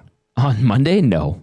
Why not? It's going to be hot, Tom. Because, man, I'm going to just own it.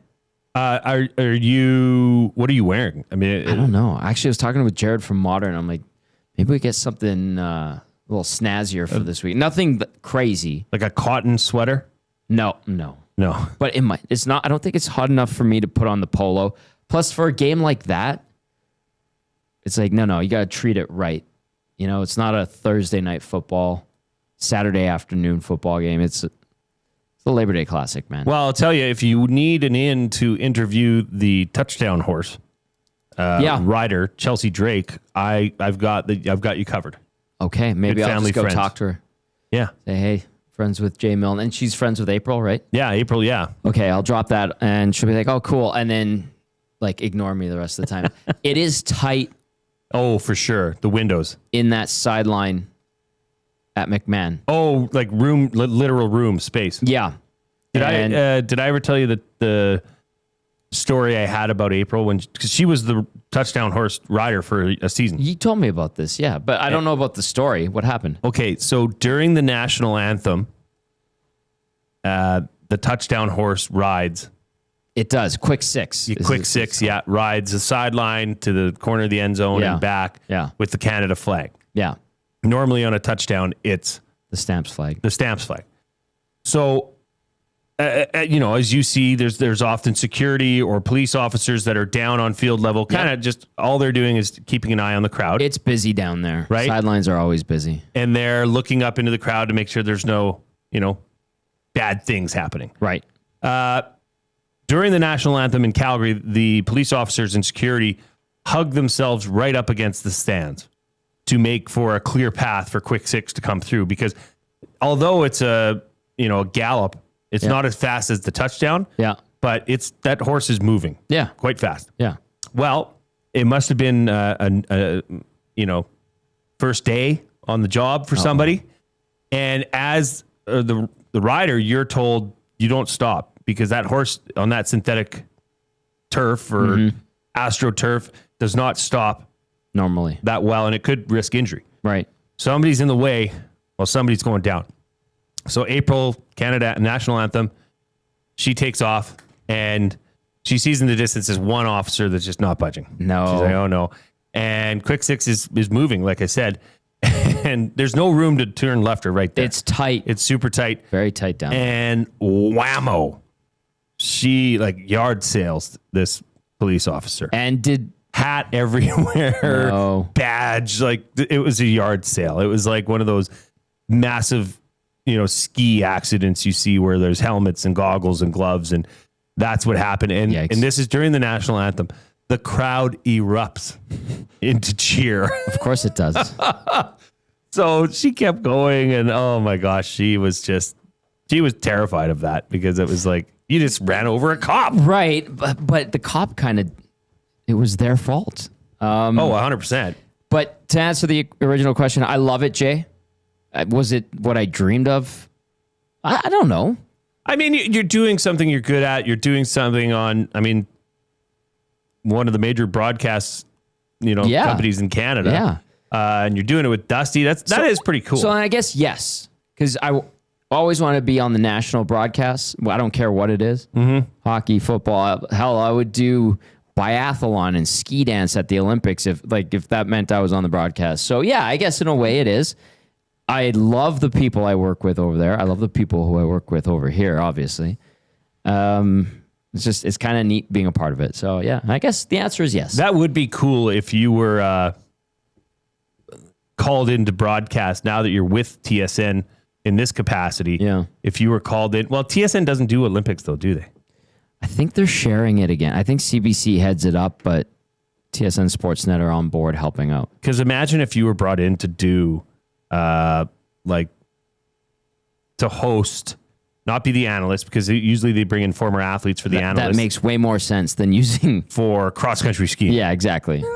I would do it. I had a call with somebody, and they were asking, we were talking about the Olympics, and they're like, what event would you cover if you were part of the broadcast team? And I'm like, what would you be most comfortable covering in the Olympics? Well, hockey, obviously, but that goes to Hockey Night Canada, guys. Sure. I think my answer to them in that interview was, I would do Nordic combined if it means I get to go to the Olympics. I don't care. I'll learn about it. That'd be really cool. Yeah, I'll do bobsleigh, I'll do luge, skeleton, whatever you want. So a game such as Labor Day is on Monday.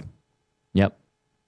How much work do you do prior to that? How many meetings do you have prior to that to get you prepared for that game? Well, we've already been talking about this game for the last few days. Just quick text from Eddie. Duane's on the game with Dusty and myself. We have calls tomorrow with both teams, and that'll get our storylines. Eddie will give us all direction, because there is obviously a lot of preparation for each broadcast, but then you get direction and be like, Eddie will be like, okay, well, Dusty and Duane want to hit on this, this, and this. Tom, you know what? Do you have something on this in Edmonton, that in Calgary? And then sometimes you tie it in with what the play-by-play team wants. It works out good, and it's cool because everybody's the best of the best in the country. It is really cool. Yeah, you don't have to hold anyone's hand, or if you don't pick it up quickly, you're done. Well, I would suggest trying to stand as much as you can on the west sideline. That's where I stay, because quick six, I saw that first game I did down there, opposite corner. I only wandered over to that side, I think once or twice when Hamilton was playing, and I'll probably keep it that way. Do people chirp you? Yeah, oh yeah. What do they say? What's a good chirp? Here, I'm lucky. Here in Edmonton, I'm very lucky. There's a lot of nasties that'll cheer for me. Yeah. And I try, if I hear, because I have these are noise canceling. Right. These earpieces. So you're not ignoring them. You just can't hear them. Sometimes I literally can't hear. But if it's quiet, because again, there's always some chatter in my ear. But sometimes I'll hear them. The best one I got was in Calgary at the start of this season. I think I've told it before, but I come out of the tunnel and I've got the mic. And I think I did a quick thing with the camera guy.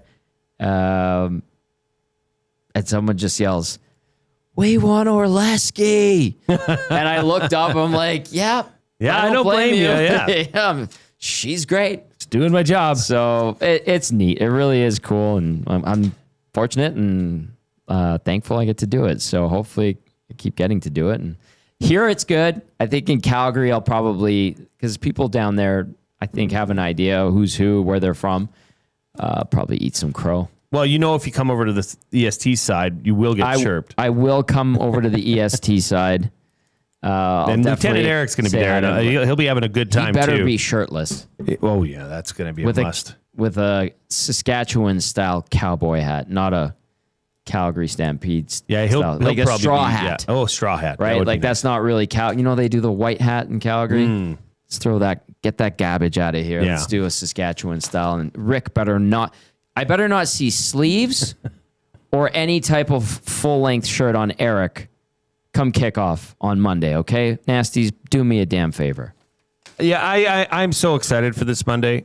It's going to be so cool. Just going down there as a group, as a unit, as a unit. This whole group's coming down there to cheer on the Double E. Matt and I are going to be doing the Green and Gold kickoff show live from the Canadian Brew House down there through our connections with the Brew House up here. They've set it up for us there, so we're looking forward to that. How much leeway, Tom, do you have on what because you usually get an interview at halftime? How much leeway? Like to ask the questions, or do they want you to ask specific questions? Nope, they don't.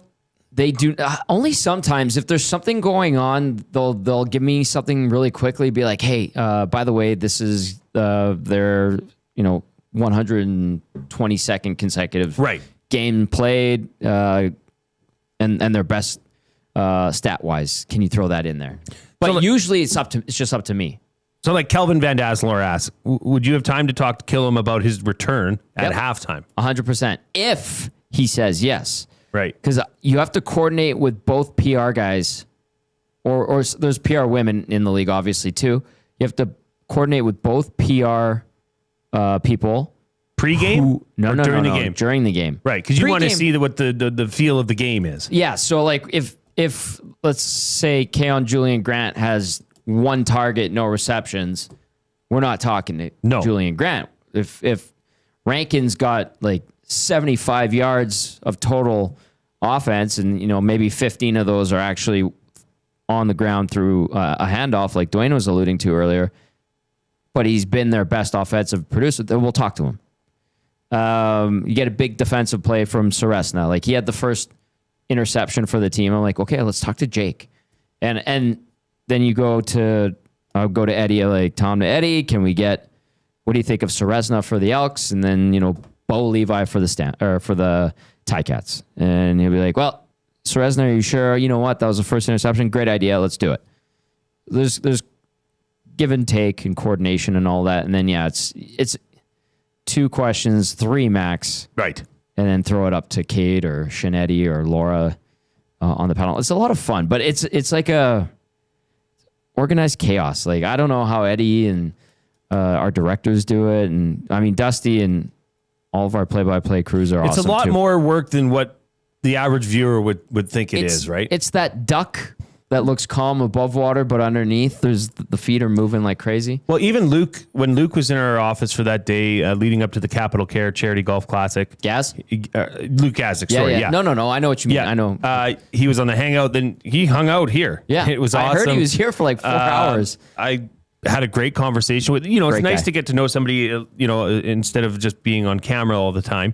And he said, Jay, he said, I thought when I was coming into this that you would just show up at the studio, put on a suit, and you'd go and just talk about the game. No. He says there's so much more depth to it. Yeah.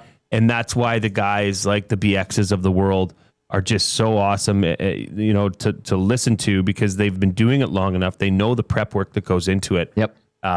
So, it's interesting to hear you say that too, because he shares the exact same sentiment. It's a lot of fun. It's a challenge. And at the end of the day, your job is to watch a football game and talk about it. And that's the best. And our job here is to watch sports and talk about it so our listeners have an ear. Have a conversation. Have information. Conversation. It's the best. Yeah. What else was I going to say about the broadcast? Yeah, so, okay, I'll cap my part of this with this. Yeah, so, like, we've been talking about this game, which happens on Monday still, since, like, this Monday.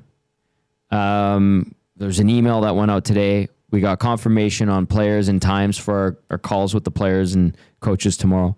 Then I got to go down to do sit-downs for this game. And sit-downs usually, it means it's a big deal. Obviously, this game's a huge deal. And then game day is going to be a lot of fun on Monday. So there's a lot that goes into it. It's cool to be, and you guys are too with the pre and post and the buses. It's a circus. Yeah, it's fun. And you get to be a part of the show, kind of. That's how I look at it. And It's nerve-wracking when you stop to think about it, but when you don't think about it and just like focus on the task at hand, usually it works out okay. And then you're exhausted by the end of the night and you're ready for a beer. I think there'll be a few of those to be had at the game on the way down. A few Canadian clubs. As there should be, and some za on the way back. And I asked Awanik if I could join you guys on the post-game show that night. Oh, really? Yes, I'd like to join you. I don't know what you guys want me to do, but I would like to be a part of it because I'm going to be very slow. Are you staying there that night? I have the room. I might just decide to drive back Tuesday morning. So, well, nice. Okay. Well, yes, you are obviously more than welcome to come on the Green and Gold post-game show. All right. We got to get out. We've got Fired Up for Gemco Fireplaces coming up. We are going to talk about our keys to the game, what we see the Elks need to do to go and get this, what would be a massive win down in Calgary on Labor Day. You are listening to the Reid Wilkins Show with Jay Milne and Tom Gazzola right here on Edmonton Sports Talk. But first, we need to hear from the one and only Zachary Kubish.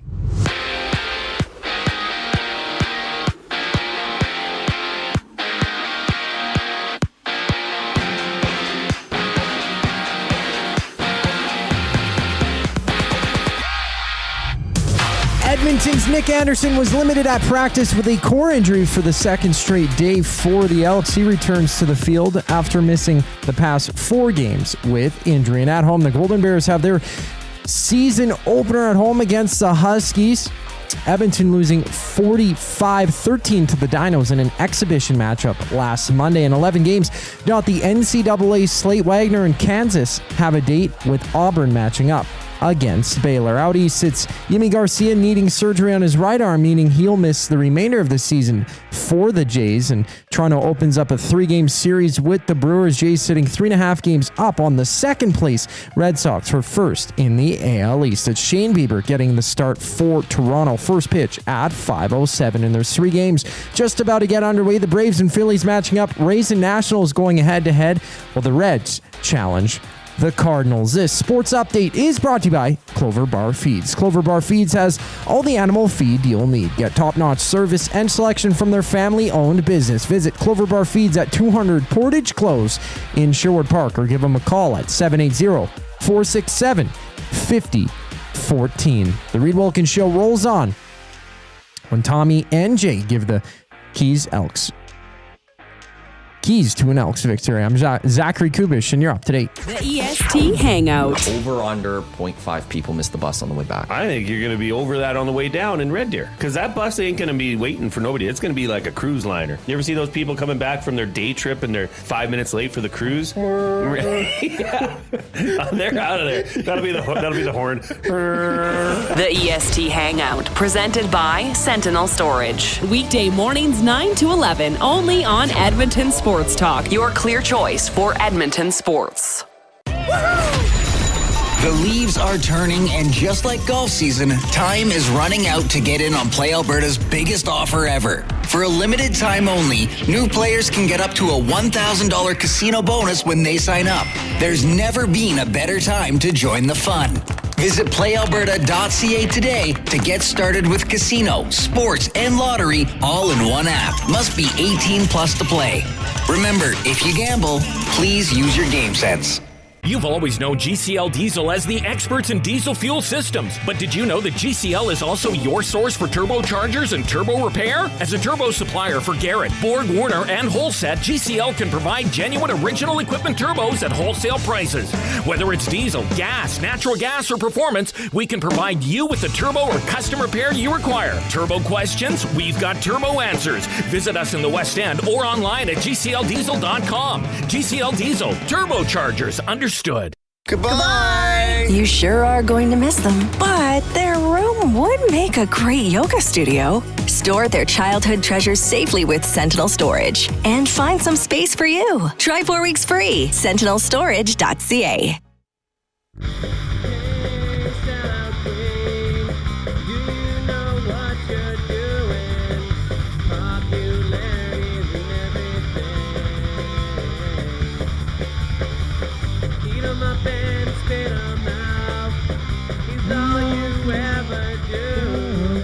Tommy, have you heard this banger from North Shore? Nope. Yeah, it's a good one. You have a beautiful voice, Jay. This is called Sellout Queen. X? No, our bass player wrote all our songs. Oh, really? Yeah. Oh, he was the poet. He was the poet, yes. Yeah, so you are listening to The Reid Wilkins Show with Jay Milne, Tom Gazzola, and Zachary Kubish right here on Edmonton Sports Talk. Your clear choice for Edmonton sports. A reminder that the River Cree Resort and Casino text line at 780-218-9999 is still experiencing some technical difficulties. But if you have something really important that you got to get off your chest, feel free to email me directly, jay@edmontonsportstalk.com. Speaking of the River Cree Resort and Casino, the Kitchen Restaurant, Sundays and Mondays, you get 50% off the entire menu. Available, like I said, Sundays and Mondays, 5 p.m. to close. All right, Tom, let's get into it. Hey, now. This is Fired Up for Gemco Fireplaces. Obviously, we are fired up for the Labor Day contest happening Monday down in Calgary at McMahon Stadium. Gemco Fireplaces has been proudly serving Edmonton and area for 45 years and are the authorized dealer for Napoleon fireplaces. Whether it's gas or wood burning, look no further than Canadian-made Napoleon fireplaces.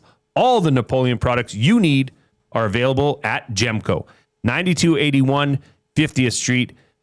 Tom, what is your number one key to seeing the Double E succeed in Calgary? And I mean, the line has moved now to 9.5 points in favor of Calgary. It's up to 9.5? It has, started at 8.5, went down to 7.5. It's up to 9.5. Is it because of the injury report that the Elks put out? Probably the loss of Stephen Dunbar Jr., Robbie Smith. It doesn't help right now. Yeah, it is at 9.5. So obviously the odds makers favor Calgary, and rightfully so. They're a good team. Calgary's a bit of a wagon. So, what do they have to do to turn the tables here and kind of shock the CFL to say, okay, this team is legit down in Calgary? Duane said it earlier on the show. Contain Vernon Adams Jr. This D-line, a linebacking core without Nick Anderson, a secondary that has had a penchant for giving up the big play. That's a huge ask. Yep. If they can somehow find a way, if they, in their scouting and analyzing tape, find something, a pattern, a habit, I don't know what, a method to contain VA. I would rather see them get to him in a perfect world and nick him up. And I think if you get a banged up VA, that goes a long way in potential success. Hard to do. A, he's slippery. B, he's been around a long time. And C, for the most part, they've done a decent job of protecting him. So if they can contain Vernon Adams, I think it starts there, especially in the first quarter. Yeah, and also something that Duane alluded to was a quick start. Exactly. I mean, if we're coming out of the first quarter and you're looking at a scoreboard that says 17 for Calgary and nothing for Edmonton. I've seen that before. This is going to be a long day. But you're right. Get after Vernon Adams. Make him uncomfortable in the pocket. I found this little nugget. Calgary's Clark Barnes and Damien Alford are ranked number 1 and 2 in the CFL in yards per catch. So they are catching balls well over 20 yards. Right.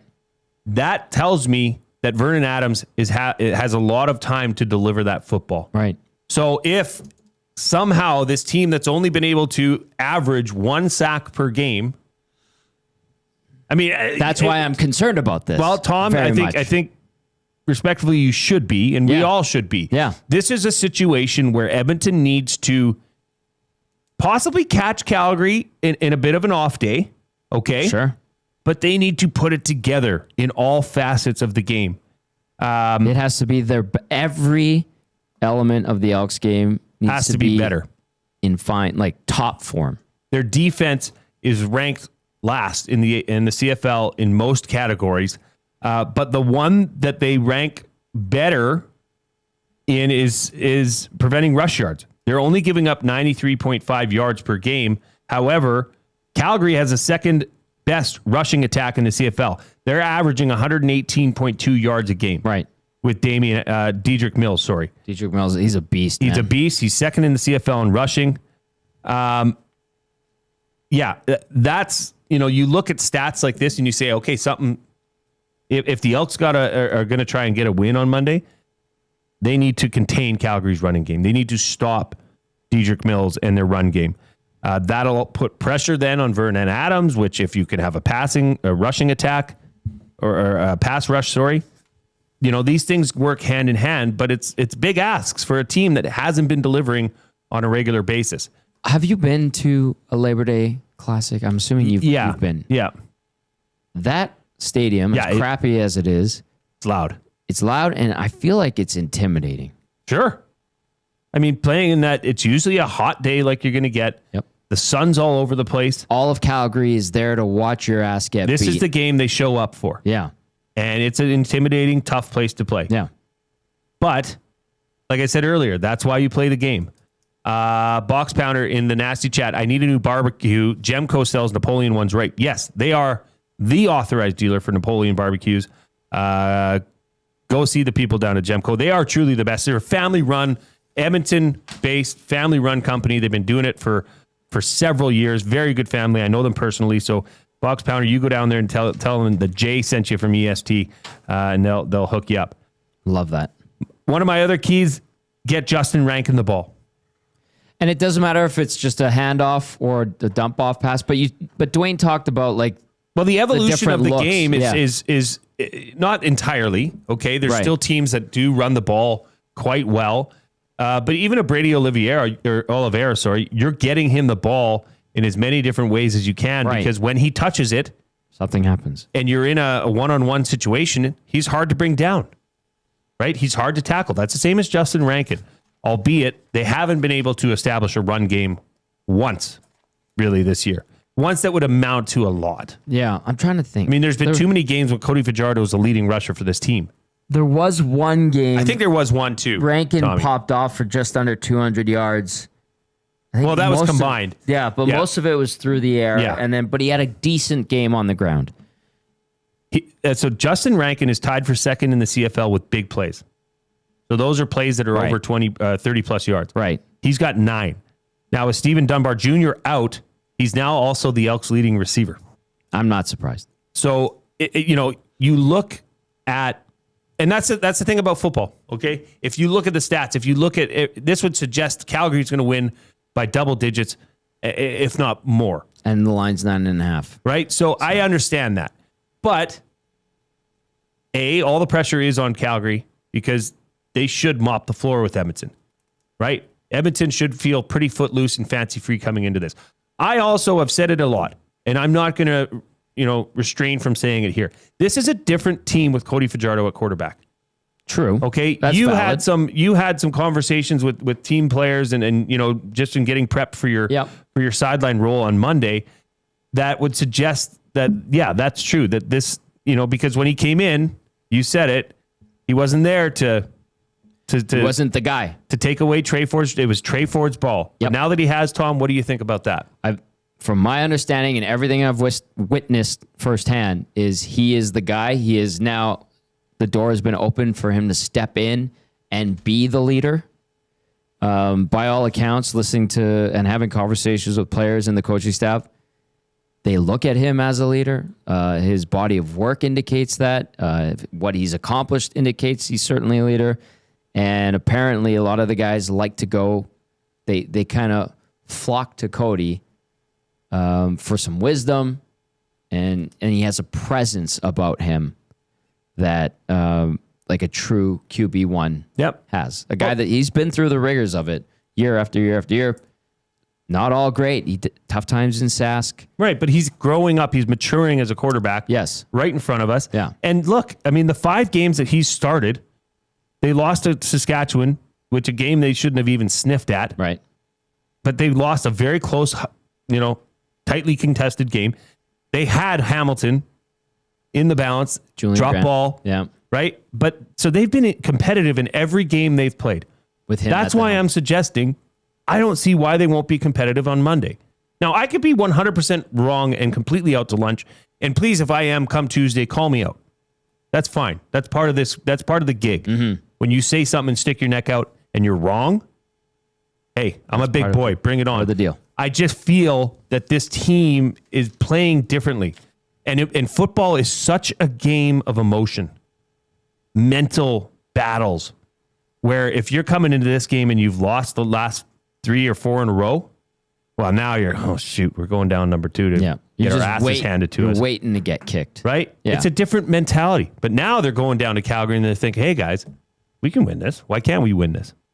Right? We've got Cody Fajardo, our guy. Mm-hmm. We've got a defense that's been improving in the last 3 weeks as they've gotten those wins. So, yeah, I don't see why they, at least, as professional athletes, too. I mean, you're never going to throw in the towel. Yeah, but true. Another key for me, Tommy, is to protect Cody Fajardo. They've been giving up lots of sacks. They've given up more sacks already. You know, they gave up more sacks halfway through the season this year than they did all of last year. Well, the O-line held up last year surprisingly well. This year, and not so with much. the addition of David Beard, you thought, at least I thought, this would be a better O-line or better version. Cordy moved over to his Cordy went from center to guard. spot, yeah. David Beard's at center. So, you know, you wonder what's going on there. But they have to protect Cody. Calgary's 4th in the CFL with 20 sacks. Calgary's 3rd in the CFL, and they have a +5 turnover ratio. Plus, they have the 2nd most points off turnovers in the CFL. You cannot give the ball away to Calgary. If you're getting into a turnover situation, I'm sorry, but it's good night. Go to bed. This game's over because Calgary's going to take advantage of it and put you to sleep. So, yes, I realize this is not a news break. This is not stacking breaking this up news. really well for the double. No, either, but Tom, I get given it. all that, I still think that this team has the ability to elevate their game to a level that would be worthy of Calgary's best game. And if Calgary slips, Calgary doesn't have a great game, Vernon Adams off, somehow that defensive line gets past pressure and disrupts Vernon Adams Jr., hey, anything can happen. That's why they play the game. I've heard that before. Super hypothetical. But these guys get an afternoon where Calgary's off, whatever, they get to VA, they contain, they execute at the highest level that they can, and there's some Labor Day magic in the air, and the Elks are on the receiving end of it, and they win this game. Yeah. How much of a catalyst could a scenario like that be to a serious march? Because you talk about confidence and feel. You go in and beat what is arguably the best team in the league in their barn on the biggest day of the regular season. I don't know. I feel like I'm walking 10 feet tall. Well, into Saturday especially. You'd get that game back against BC. You'd be tied at 5-6 in the West Division. Calgary would fall to 7-4. I mean, at that point, you're 2 games back of Calgary. You're 1 game back of Winnipeg. Well, it depends what happens with them. Yeah. But yes, Tom, that could be a catalyst for this team to allow them to enter the conversation as a legitimate threat. Right. Right now, I think they're a feel-good story. You go down to Calgary and you get a win on Labor Day, you have now risen to the level of being a legitimate contender, a playoff contender. Because I'll tell you one thing as well. I think the crossover is happening. It's very much in play. I think the crossover is happening. 3 weeks ago, I was like, I don't think it's happening. Now you look at the standings, what Toronto has done. Ottawa continues to kind of be lackluster, and you go, but I mean, it's there. Yeah, if Edmonton can get this game, that changes the whole conversation. It would definitely benefit their odds of making the playoffs. I see a text from Ace in the nasty chat saying, when was the last time the Elks beat the Stamps? Well, they swept them last Labor Day battle last year. And the Stamps were a different team. They're awful. But they did actually lay the boots to them a little bit. All right. Thank you for that, Tommy. This was great. That was Fired Up for Gemco Fireplaces. Once again, you can find Gemco Fireplaces at 9281 50th Street. All right. We've got to get out. This show is flying by, dude. Tom. This whole what week happened has to this flown day? by. I don't know. I enjoy it. Time flies when you're having fun. The Micah Parsons trade happened yesterday. I thought it would take forever or I thought he'd sign like the day before. I don't think many people thought it would get to this. there was, the thought that, they're really, grandstanding this battle. Right. But guess what? It has happened. We're going to talk about that. We're also going to ask you, and you can think about it over the break. This will be the afternoon debate for Edmonton Garrison. What are some of the biggest trades in sports history? Right when we get back after the break. You are listening to the Reid Wilkins Show with Jay Milne and Tom Gazzola right here on Edmonton Sports Talk. Two guys and a goalie. The best player in the world, the best player on your team, he's not the guy you should be telling that to, like, hey, can you take a little less? They should have thought that with Trent Frederick. They should have thought that with other players they've signed. Yeah. Connor McDavid should get exactly what he wants. You want to throw the lower numbers at someone? Go to Trent Frederick and say, hey, you want to win a cup. That's the pitch. You want to play with Connor? Take a little bit less. Two guys and a goalie, presented by GS Construction. Tuesday and Thursday afternoons at noon, only on Edmonton Sports Talk. Your clear choice for Edmonton sports. The Canadian Brewhouse is turning up the flavor this summer with our new summer feature menu. Try our jerk chicken skewers, Cajun shrimp tostadas, and street corn salsa. Bold bites made for patio season. Get them while it's hot. The Canadian Brewhouse. Our house is your house. You know Dawn. Everyone knows Dawn. Dawn from Frontier Cartage. That's right, it's me, Dawn from Frontier Cartage, where we're setting the standard for cartage service in Edmonton and beyond, offering city cartage, Alberta highway, short haul deck, and more. My team and I are bringing our years of industry experience and expertise to every mile. Join Dawn and her boys in a new chapter in transportation excellence, dedicated to exceptional service. Call Dawn at Frontier Cartage, 587-222-5826.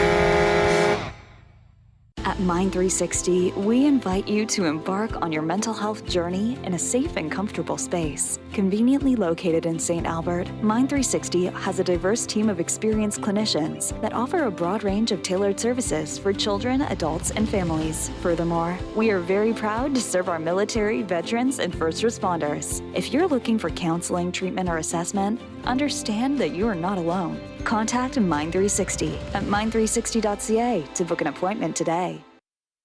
Looking for quality building materials and friendly advice? Visit us at Windsor Plywood Leduc, family owned and locally run since 1993. From interior materials for doors, flooring, baseboards, and all the finishing touches to all you need for your outdoor projects like cedar lumber for decks and fences, plus all the plywood you'd need. Our full-time on-staff carpenter can help with anything odd-sized or custom, and from domestic hardwoods to exotic selections, we've got you covered. And if we don't have it, we'll track it down for you. Windsor Plywood Leduc. We're the experts you need to know.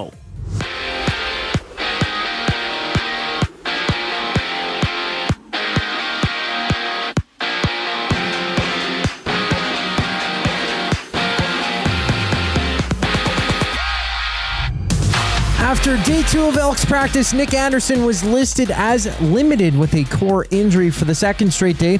He's missed the past 4 games for the Double E due to injury. And staying in Edmonton, the Golden Bears host the Huskies as both teams have their season opener. Kickoff goes at 6:30 down at Foot Field. And down south, NCAA football action. There's one game live. Tarleton State leads Army West 10-7 with 5 minutes left to go in the second. And out east, the Jays challenge the Brewers to kick off a 3-game set, with it being announced that Yimi Garcia is out for the rest of the season. He requires arm surgery, and today Shane Bieber gets a start. First pitch at 5:07. Right now there's 3 games live in the major leagues. Top of the second, Reds up 2-1 on the Cardinals. And the Nationals have a 2-0 deficit against the Rays, bottom of the first, while entering the second. It's scoreless between the Braves and the Phillies. I'm Zachary Kubish. That was your sports update. The final hour of the Reid Wilkins Show starts right now.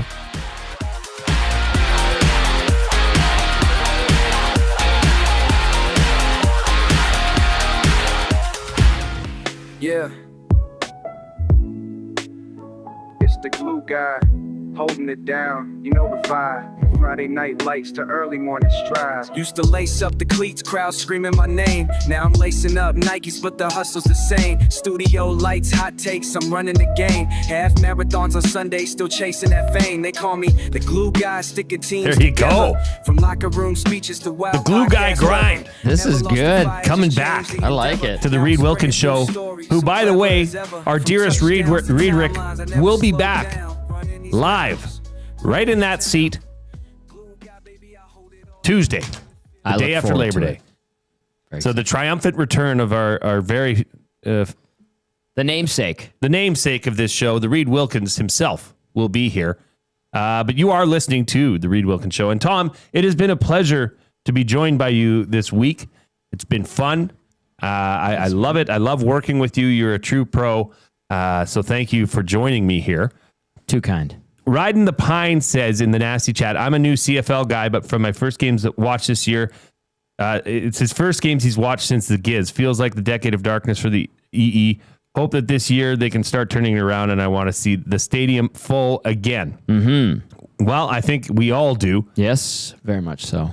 Okay, so you had something that you wanted to get to, Tom? Yeah, I know our text line's down. We apologize. We'll try to get that sorted out. Actually, a text came in. Seriously? Yeah. 2 minutes ago. Whoa, maybe it's up and running. Maybe it's back. I want to get to this one. Everybody text us. 780-218-9999. It's the River Cree Resort and Casino inbox. So, we're talking about the LDC, Labor Day Classic, and I just got this note. It says, hey, Tom, in regard to your story about April running over the cop when she was riding Quick Six for that one season. Hey, Tom, yes, the cop should have been paying attention, so it is his fault. Just like that bench, it should have moved. Signed, Larry. Oh. That came from Scalding Gourd. That in reference to Elks owner Larry Thompson driving the fire truck right through. Oh my gosh, Dazzler, I got your text. He says, texting, 1, 2, 3. Yeah, it's Tom, working. we are operational. The River Cree Resort and Casino it's back. Inbox is back. It's back. Good, just in time because we've got a debate to get to. This is the afternoon debate presented by Garrison Golf Club. Fall in flavor and fairways. Edmonton Garrison Memorial Golf Club is open to public with Twilight Golf specials that go easy on your wallet and wings so good they should be on parade. Hit the course, crush some wings, and soak in the sunset. Visit egmgolf.com to book your round today. I can attest that the Edmonton Garrison Memorial Golf Club is beautiful. Yes. It is in fantastic shape. The greens are lovely. And Reid and I went out there Monday morning with Matt from the Garrison. Sorry, Coob. What are you eating? Wait, what are you eating? It smells great. Is that bulgogi? Bulgogi. It's like mixed frozen vegetables with pork. So sliced up pork, seasoned well, some pepper and salt and a bit of garlic, I think, tomatoes. I'm so hungry right now. Zucchini, broccoli, some onion in there. Thanks, Coob. Okay, it's pretty Coob. good. You enjoy that. You enjoy your late lunch. Corey B., we got your text. Hello, Warren. Yes, thank you all. We are back. Yep. We're back, baby. So this is the afternoon debate, like I said, for Edmonton Garrison Memorial Golf Club. What are this is on the fallout of the Micah Parsons trade. Okay, that sent shockwaves through the NFL yesterday. Dallas gets in return 10-year veteran Kenny Clark. He's 29 plus first-round draft picks in 2026 and 2027 from the Green Bay Packers. But as alluded to on the afternoon show with Hernan, if this now takes, because the odds to win the Super Bowl before this trade for Green Bay were 20-1. Okay. Now they're 14-1. Okay. For Dallas, they were 50-1. Now they've pushed that to 60-1. I understand. So if this is a great improvement for the Green Bay Packers, those 2026 and 27 first-round draft picks are going to be later in the first rounds anyhow if this team is trending upwards. And with the acquisition of Micah Parsons, who is a generational talent on defense, that may be the case. Now, Jerry Jones does have a history of big trades. I mean, he traded Herschel Walker, right, which eventually turned into a draft pick that was Emmitt Smith. So he's has some history with this. But as well, Tom, and you know this in being around the hockey circles, the way that Jerry Jones treated Micah Parsons and his agent throughout this whole process was incredible. I was going to ask you, what did you think of him saying we need to stop the run? Micah Parsons get on the rush, but Yeah, I don't know. What is that your narrative? What are you serious right now? Jerry Jones says this was in the works for 4 or 5 months, that this trade was working. But, last week he said, no, we're going to get this sorted out. We're not trading, or even as little as 2 days ago, he said, we're not trading Micah Parsons. So he's full of crap. What agent is going to want to work and deal with Jerry Jones now, given the way that this was mishandled? I understand that sentiment, but I still think there is a power of the Dallas Cowboys that they do possess. Maybe it's diminishing because Jerry Jones is old and starting to get crazier, it seems like. I feel like he's probably been and continues to be someone that drives a really hard bargain, and it's Jerry Jones' way or get the hell out of the way. So this was a big trade. So absolutely. Afternoon debate, what are the biggest trades in sports history? Obviously, in this market, you're going to point to the sale of Wayne Gretzky, which we talked about earlier in the week. That would definitely make the list. Yep. I would have to say recently out of Dallas, Luka Doncic. That's a huge trade. Being traded to the Lakers. That's got to be up there. How about Babe Ruth? Classic. Being essentially sold to the Yankees in 1920. The owner of the Red Sox at the time was in financial distress. Okay. As was Peter Pocklington. Oh, I'm hearing and seeing correlations. Yes. And he sold Babe Ruth to the Yankees for $100,000, along with a $250,000 loan from then Yankees owner of $250,000 loan. So, okay. Babe Ruth, they had won 3 World Series with the Red Sox. The Red Sox didn't make the playoffs for the next 26 years after Curse that. of the Bambino. After that trade. Didn't win till 2004. The Yankees, at that point, had never made the postseason. After Babe Ruth's trade, they appeared in 29 of the next 45 World Series. Babe Ruth played 15 years. He had 4 titles and all-time home run leader. Right. For $100,000. That's a big trade. Yep. And yes, the curse of the Bambino was birthed from that. It was birthed. How about Kevin Garnett to the Celtics? Was that from the T-Wolves? From the Timberwolves. Yeah.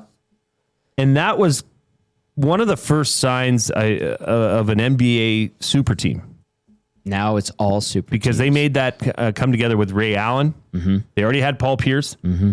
And then that was the tipping point for Kevin Garnett to join the Boston Celtics. When they won.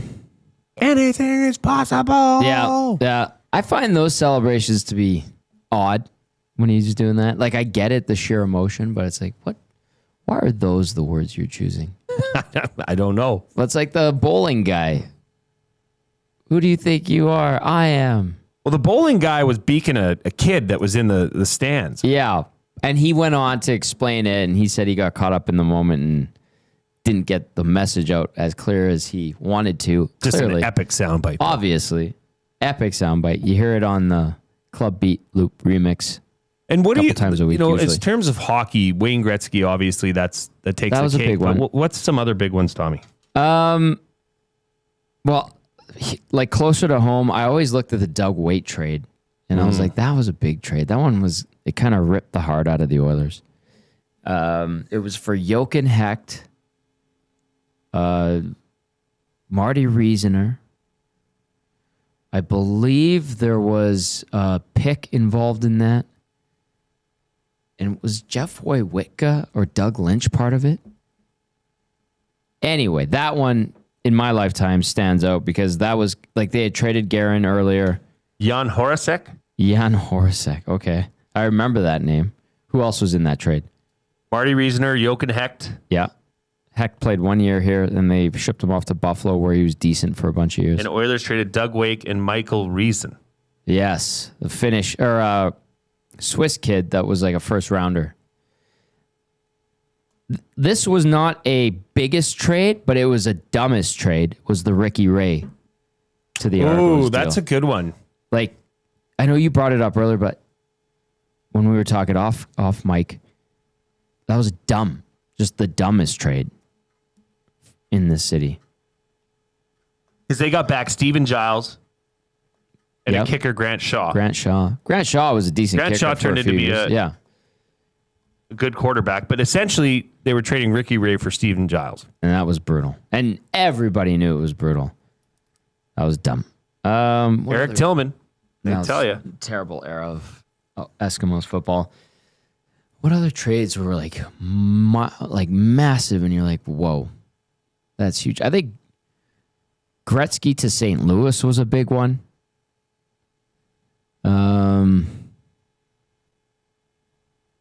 Who else got dumped or traded? And you're like, that's crazy. Remember A-Rod got traded from Texas to New York? Yeah. And he had signed, I think, a record contract with the Rangers coming out of Seattle. I think it was like one of the first $100 million contracts. It was like a 10-year deal. He was only a couple years into that one. That was a huge trade. That was big and monumental in baseball. I think Ken Griffey's trade was a bit of a surprise when he got flipped to Cincinnati, if I recall correctly. What about Randy Moss going from to the Patriots? From the Vikings? The Raiders. From the Raiders. And then look to see what they did with Randy Moss. I'll ask you this about football. When a guy goes from like the team he gets huge with, becomes a superstar like Moss was with the Vikings. Yeah. And then he goes to the next team like you did with Oakland. Yeah. But then they trade him somewhere else, like in this instance where he gets sent to the Pats.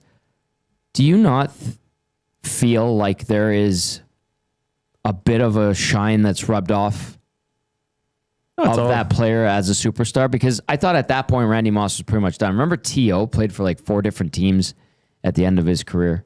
And you're just like, oh, he's a Bill now? Where else is he? Where's he going next year? It's all about the Benjamins, Tommy. It really is. That's why Devontae Adams left Green Bay to go to Las Vegas. You know? How'd that work out? Not good. Yeah. But you want to talk a healthy about life. You want to talk about a curse? How about the Las Vegas Raiders? They have been they have a beautiful stadium, great facilities, but they have been mediocre, stumbling and bumbling on and off the field since they've moved from Oakland. Not that everything was great over in Oakland, but where do you think the Ryan Smith trade I think ranks? You categorize that one as dumb as well. Yeah. Not so much big, but dumb. Significant, though. February 27th, 2007, Ryan Smith traded from Edmonton to New York, the Islanders, in exchange for Robert Nilsson, Ryan O'Mara, and a first-round pick in the 2007 entry draft. And that became Alex Plant? Great one. Did I get that right? And wasn't that in over what? $100,000. $100,000. I think $100,000 per year, if I recall correctly. It was a standoff between Donnie Meehan, Ryan Smith, and Kevin Lowe. And I think Kevin has gone on the record to say he regrets that one. If I'm mistaken, Kevin, feel free to text me. Chargers trading. This is from Dawson Nielsen. Chargers trading for Ryan Leaf. Leaf, the biggest QB bust ever. Awful. Absolutely horrendous. I do remember Alex Mogilny getting traded to the Canucks at the 95 draft, and that was a big deal. That one was a big one. I was like, oh my goodness. That was here in Edmonton. It's kind of neat. Spanky Dufresne says, I don't keep up with the NFL, so what is the Micah Parsons trade look like if it were a current NHL trade? Ooh, okay. So it would be like trading Cale Makar. Yeah. That's what it would be like. I mean, as a defenseman, I'm trying to put it in that realm because Micah Parsons is one of the best defenders. But trading him, coming up to and not extending him. And you have used the term generational talent with Parsons. Yes. A la Cale Makar. That would be what I would say. Like, that would send shockwaves through the NHL. So that would be like Cale Makar getting upset with the Avs management, having a public spat going into a season, and then everyone thinking, oh, they'll probably get a deal done, to he gets flipped to Carolina. Yeah. Like Mikko Rantanen. Like Mikko Rantanen, yeah. Which blew up in Carolina's face. Well, that worked out for him pretty well. This was a great debate for the Edmonton Garrison Memorial Golf Club. What are the biggest trades? Keep them coming. The River Cree Resort and Casino text box seems to be back up and operating, which is great news. I've got some limericks to get to after the break. But first, we got to hear from the Coob.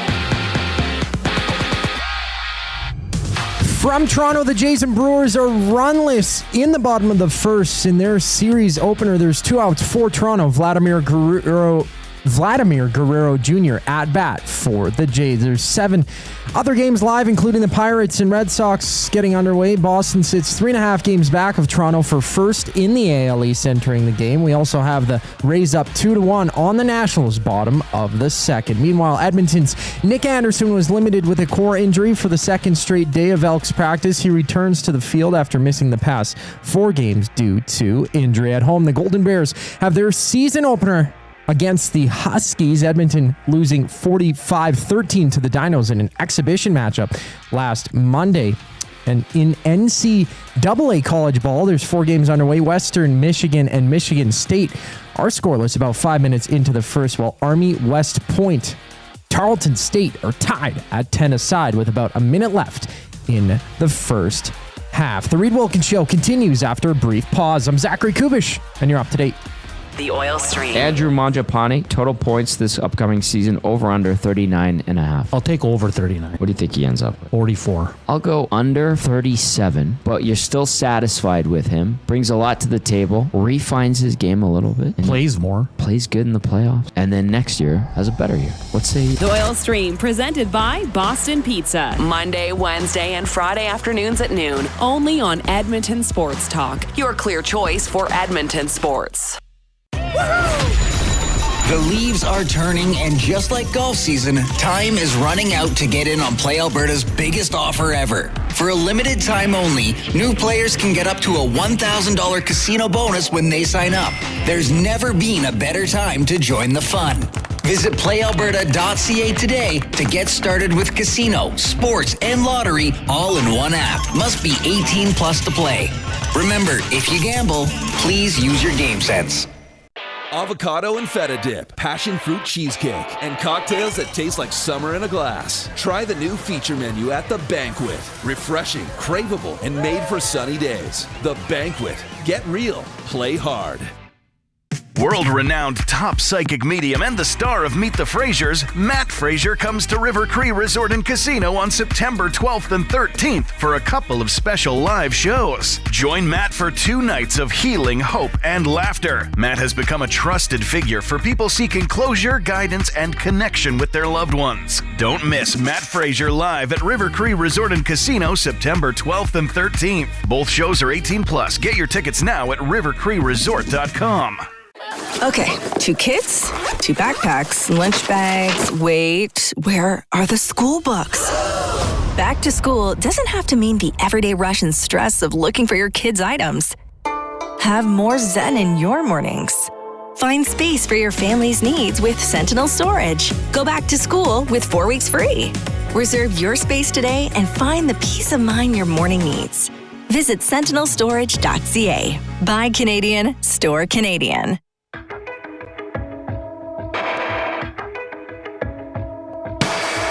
I've got something under my skin, and the itch won't go away. It's my original. Welcome back to the Reid Wilkins Show with Jay Milne and Tommy Gazzola and the Coob at the technical test. It is a balmy. What's the actual temperature right now, Tom? I think I saw it at 31. 30 degrees, it says. Wow. At 5:23 on August 29th. Fantastic. Hot August nights, eh, Tommy? I love it. A reminder that Edmonton Sports Talk is presented by Play Alberta. Why limit your choices when you can have it all? Play Alberta is your go-to app for casino games, sports betting, and lottery, all in one place. With easy access to real money games, you can enjoy everything Alberta has to offer right at your fingertips. Download Play Alberta now and start playing today. Well, I've got to get to some limericks. Do it. We've had quite a few. We've got 3 that have come in here, so we'll get to VR Montenegro's limerick from today. Today he's going by the handle of Vindaloo Reviewer Montenegro. I love a good vindaloo. What's a vindaloo? Like, have you had beef vindaloo? It's a dish. It's delicious. Describe, do tell. If I recall correctly, it is, I don't know, maybe noodles, and then kind of I think it's a South Asian type of influence sauce. Lovely. Indian cuisine, perhaps, if I recall correctly. It's tasty. Very good. He says, I'm feeling a wee bit of dismay from a subtle pressuring by Jay. I'll regard your clue. And for the Glue crew, bring the old bit back every Friday. Ah, okay. Because he during the Oilers playoff run, he did have different iterations of VR. What that meant. This is a first-time Limerick writer, if I'm not mistaken. This is in from Dudley. On Labor Day's gridiron they meet, Stamps and Elks in the sweltering heat, with helmets and butts and some sweaty old nuts. It's a rivalry spicy, not sweet. Well done. Well done. The nuts must play into our off-topic topic as what some must-haves in terms of snacks. Right. I'm sure that's what he was meaning. And this one comes in from a Teef. Oh, no. Oh, you hold on with that music cube. On Labor Day weekend, hooray, Jay Milne's been on air almost all day. Tommy's gearing for fight in the Alberta night, where the Elks will send Stamps far away. Well done, Latif. Well done. I love it. And that limerick did come in on the River Cree Resort and Casino inbox, 780-218-9999, where it is time now for the Oil Understood. Presented by GCL Diesel, providers of the best diesel engine components around, from turbochargers to injectors, fuel pumps to sensors. They are the critical engine component experts, proud to serve Edmonton and Northern Alberta area for over 50 years. And now a partner of Edmonton Sports Talk and the Reid Wilkins Show. GCL Diesel.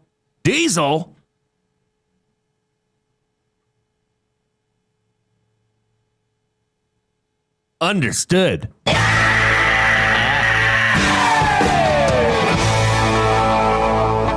I love it. All right.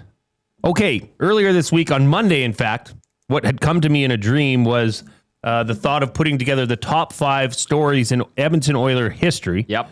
Which we came up with a list on Monday. Yep. Of which this topic was definitely one of them. And we amalgamated it into the purchase of the team by Daryl Katz. Okay. From the Edmonton Investors Group, along with the construction and building of Rogers Place. That's right. And Ice District in general. Right. Do you think people are used to that now? That is Ice District, as opposed to, I know when it came out and there was no "the" in front of it, it was a real sticking point. The Ice District. Now it's just, I think people have come around. Adapted very well to it. It is just Ice District. Where is that? Ice District. Right. Yeah. But it's now a name. So That's the thing. Well done. Whoever was I live across the street from Ice District. Ice District. Right. Not the Okay. Ice District. It's working. Yeah. Tommy. Tell me. Because part of the Katz purchase was that he was going to put $100 million towards the building of a new downtown arena. $100 million. $100 million. Which eventually, I think that was what put it over the top for the Edmonton Investors Group to say, okay, we're gonna look seriously at this and ultimately accept it. Yeah, they didn't have the money to make that happen. But the process of the sale took 3 or 4 years. It didn't come together overnight. I think it took maybe 2 or 3. 2 years, maybe about that. There's 2 years in the public eye. I think around 07, because it was still, I don't think we were talking about it during the 06-07 season. If I recall correctly, it was 07-08, and then by 08-09, the Oilers had a new private owner, single owner. And that was interesting because I think they were haggling over price. What was it? I think the first bid was like $215 million. This is just off the top of my head. And then eventually I think they sold for $240 million. Those who put in their money, there was cash calls with the EIG. I think they made their money and then some. So it ultimately ended up being a good investment. But you're right. There was the promise of the new arena, the vision of the district. That continues to evolve. We just got the vote by City Council this week that Phase 2 looks like it's going to go ahead. That means the event center next door to the arena, and then the north side north of 105th Ave. So yeah, I remember that. And I do remember the haggling because I had to cover it. I had to go to City Hall meetings, which was boring as hell. I remember they dragged a bunch of players to the City Hall meetings to like make a case that we need a new building. We got to get this done. It has to be downtown. It has this and that. It was a whole process. I remember the deal fell through. Gary Bettman and Stephen Mandel, or Gary Bettman had to get Cates and Stephen Mandel and the city back together. And I think he invited both parties to New York, get it back on track. And then eventually they were fighting over money, obviously. It's a very complicated process. It was very frustrating. There were times internally at the office we're like, we're going to get this arena. And then for a little bit, it's like, oh man, this deal's dead. They're stuck at Rogers Place, or Rexall Place, pardon me. Do you remember at one point they talked about the idea of expanding and renovating Rexall Place? Basically, they wanted to put a ring around it, a donut, they called it, and then build from within. Yeah. Well, Dawson Nielsen sent me an email. Okay. And he was pretty ticked off about exactly what you're talking about. Mm-hmm. He doesn't really agree with the new fan park that is being built. He says, especially when I look back on what was on the table in 2016. At that time, City Council was presented with a Northlands Vision 2020 plan. Yeah. Repurposing Rexall Place into a community center with 7 ice surfaces, $85 million. Ending horse racing and converting the racetrack/casino into a festival site, $45 million. Right. Converting the Expo Center's Hall D into a 5,000-seat arena for smaller concerts and sport events. Well, it is. They renovated it. It's where the Stingers play. It's like 4,500, new seats, new lighting. He says the idea was to keep Rexall alive as a hub for amateur sport and mid-size events once the Oilers and big concerts shifted to Rogers Place. Right. It wasn't just a pipe dream. It would have given Edmonton an affordable venue for junior hockey, the NLL, the CEBL League, and countless local tournaments.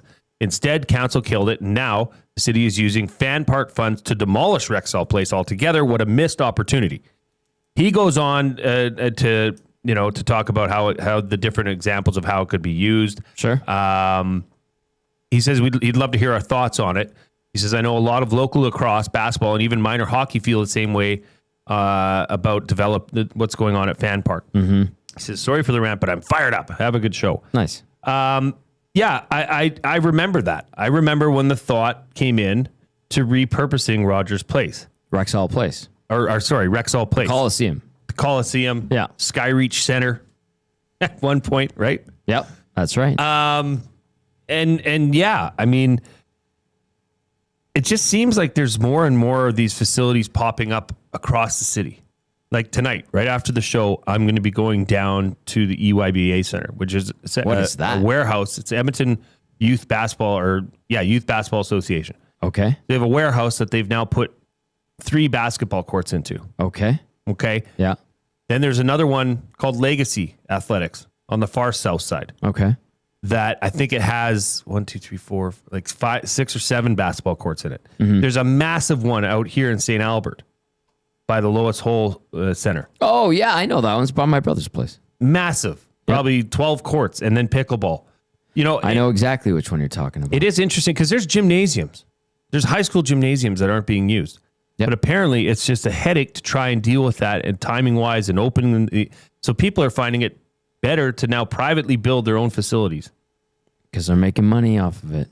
Well, I guess, but this would be something like to see Rexall Place demolished. Seems like a waste to me. Now, I get it. He quoted the $85 million. Like those numbers are probably tripled now, if not more. Definitely. Right? That you're not getting those prices anymore compared to 10 years ago. I do recall, if that's the one, that's Dawson Nielsen who sent that in. Okay. I think there was a Hockey Canada component to that. And I remember seeing renderings. It actually looked awesome. It looked really cool. It was a bunch of ice sheets, which we sorely need in our city. New ones. For crying out loud, Westwood Arena was supposed to be torn down a long time ago.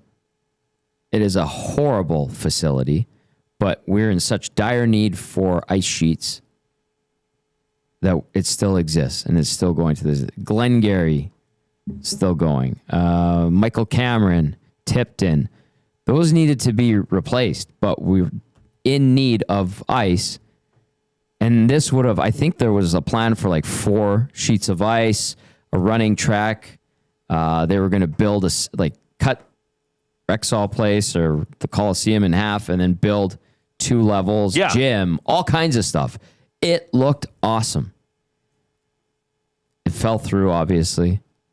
Northlands, I mean, I remember there was always squabbling with Northlands.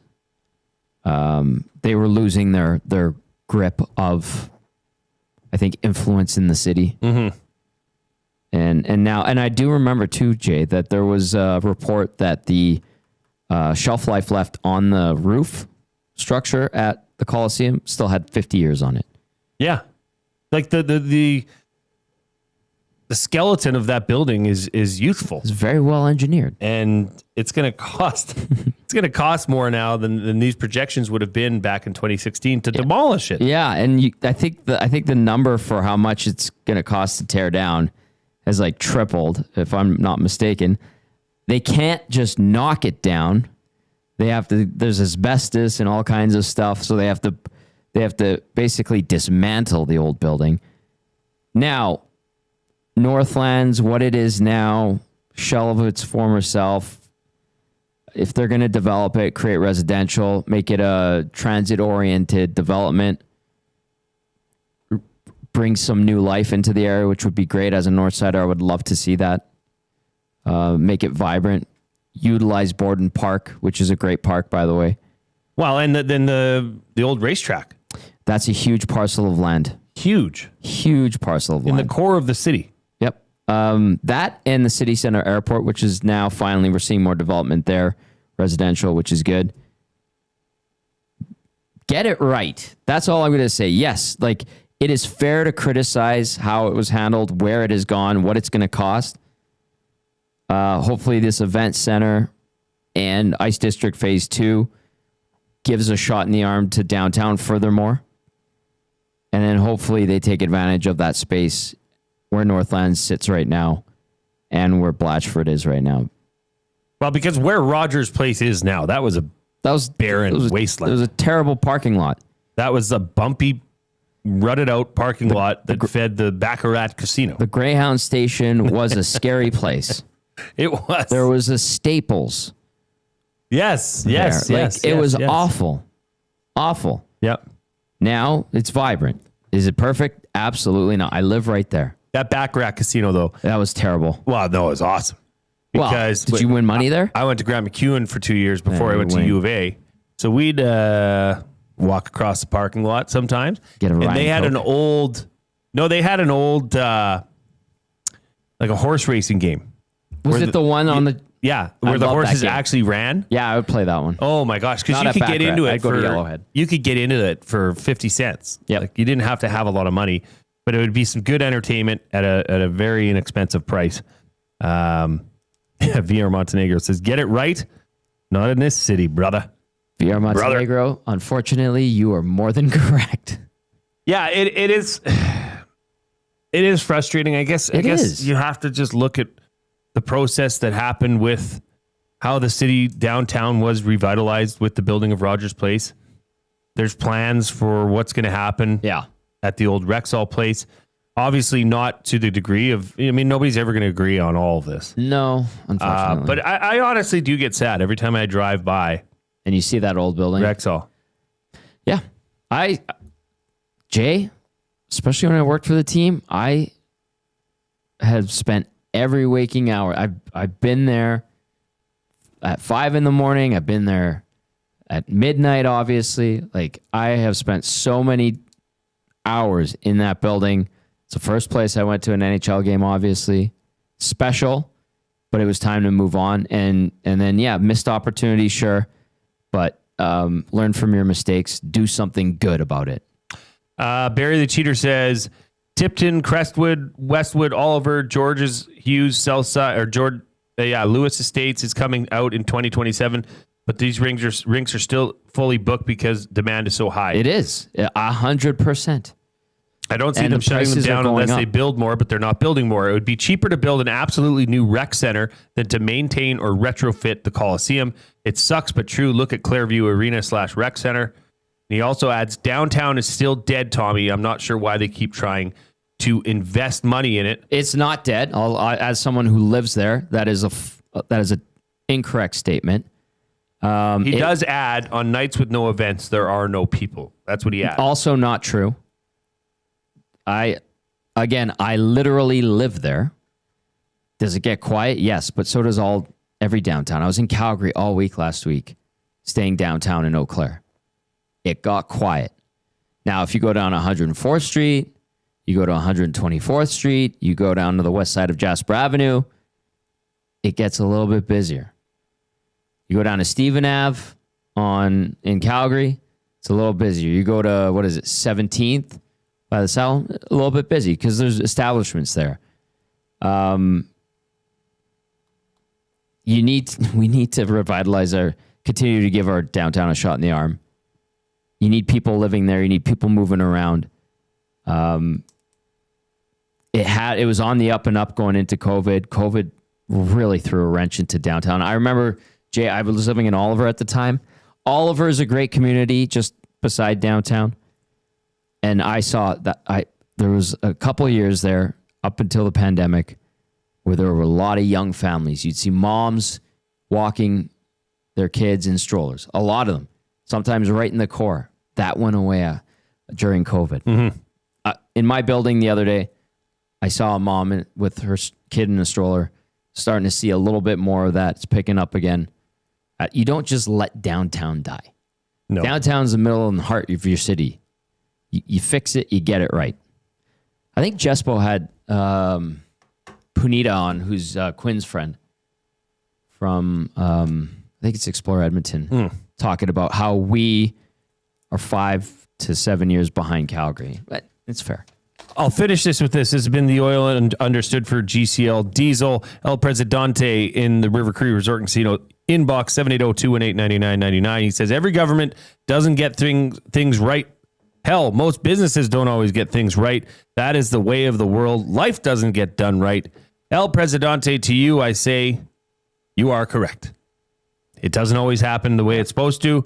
And that's how people learn, is you learn from your mistakes. Hopefully, we'll see what happens with this.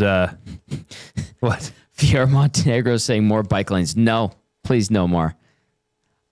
Don't even get me started really, on that. I know, and Awanek gets upset when you bring up bike lanes because him and I live in the same building, but we have bike lanes right in front of our building. And I remember it was snowing one day, and I have to walk literally like 75 steps to the arena.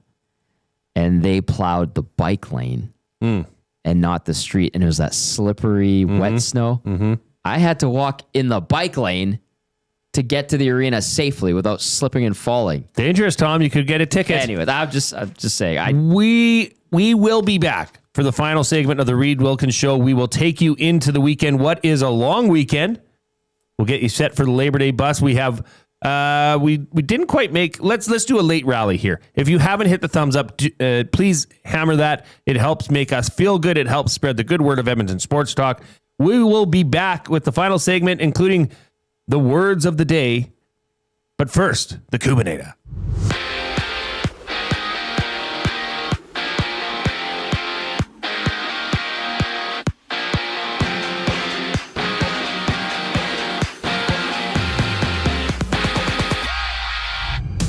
Top of the third, the Jays and Brewers are runless, having Shane Bieber on the bump for Toronto, 0 outs for Milwaukee with Blake Perkins at bat. Elsewhere, the Braves have a 1-0 lead over the Phillies entering the fourth. The Mariners lead 4-0 over the Guardians in the second, as we see the Marlins trail the Mets 5-0 in the first, having a total of 8 games live in the major leagues. Meanwhile, Edmonton's Nick Anderson was limited with a core injury for the second straight day of Elks practice. He returns to the field after missing the past 4 games with injury. And at home, the Golden Bears have their season opener against the Huskies. Edmonton losing 45-13 to the Dinos in an exhibition matchup last Monday. And down south, 5 College football games are underway. Western Illinois and 12th ranked Illinois are just getting underway with Wagner and Kansas locked at zeros about 4 minutes into the contest. The final segment of the week here on the Reid Wilkins Show brings us back after the break. I'm Zachary Kubish, and you're up to date.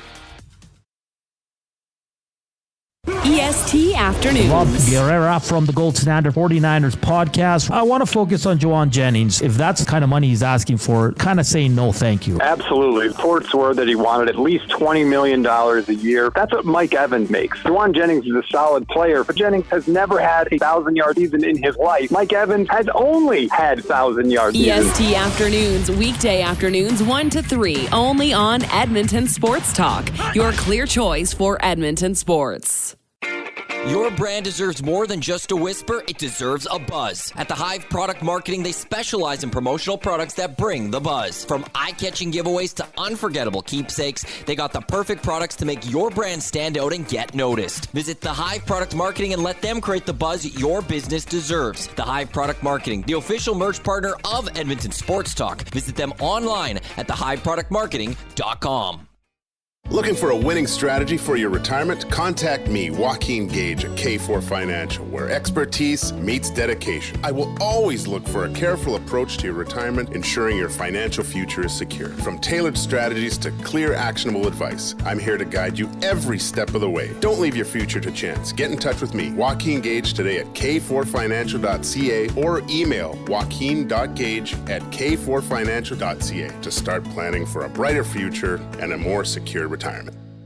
Hi there. If you're like me, you like to picture yourself in luxury, even though there's absolutely no way you could afford it. And if you can, well, even better. Thankfully, I picture myself in something that is luxury, but still absolutely affordable, like the all-new Mazda CX-90 from Park Mazda. With the new luxury features like facial recognition settings and quilted detail Napa leather seating, I can pretend to be comfortable with all of my proper settings activated without even touching a button, thanks to Mitch Lewicki and the great staff at Park Mazda. I like to picture Mitch Lewicki as a ninja fighting off evil samurai. Park Mazda, your dealer for life in Sherwood Park off Y Road, parkmazda.ca.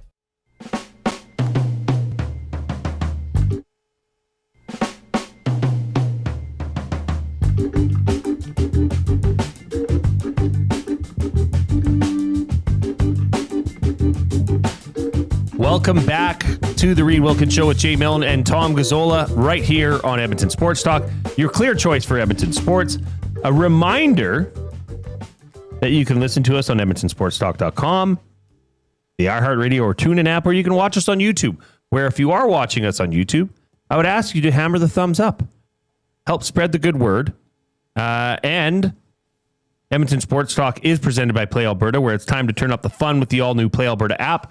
Your digital destination for casino, live dealers, lottery, instants, and of course, sports betting, of which if you are on Jay's Play of the Day, this is not a typo. It was Kansas Jayhawks minus 46. Currently, there's 8 minutes left in the first quarter, 8 minutes and 26 seconds.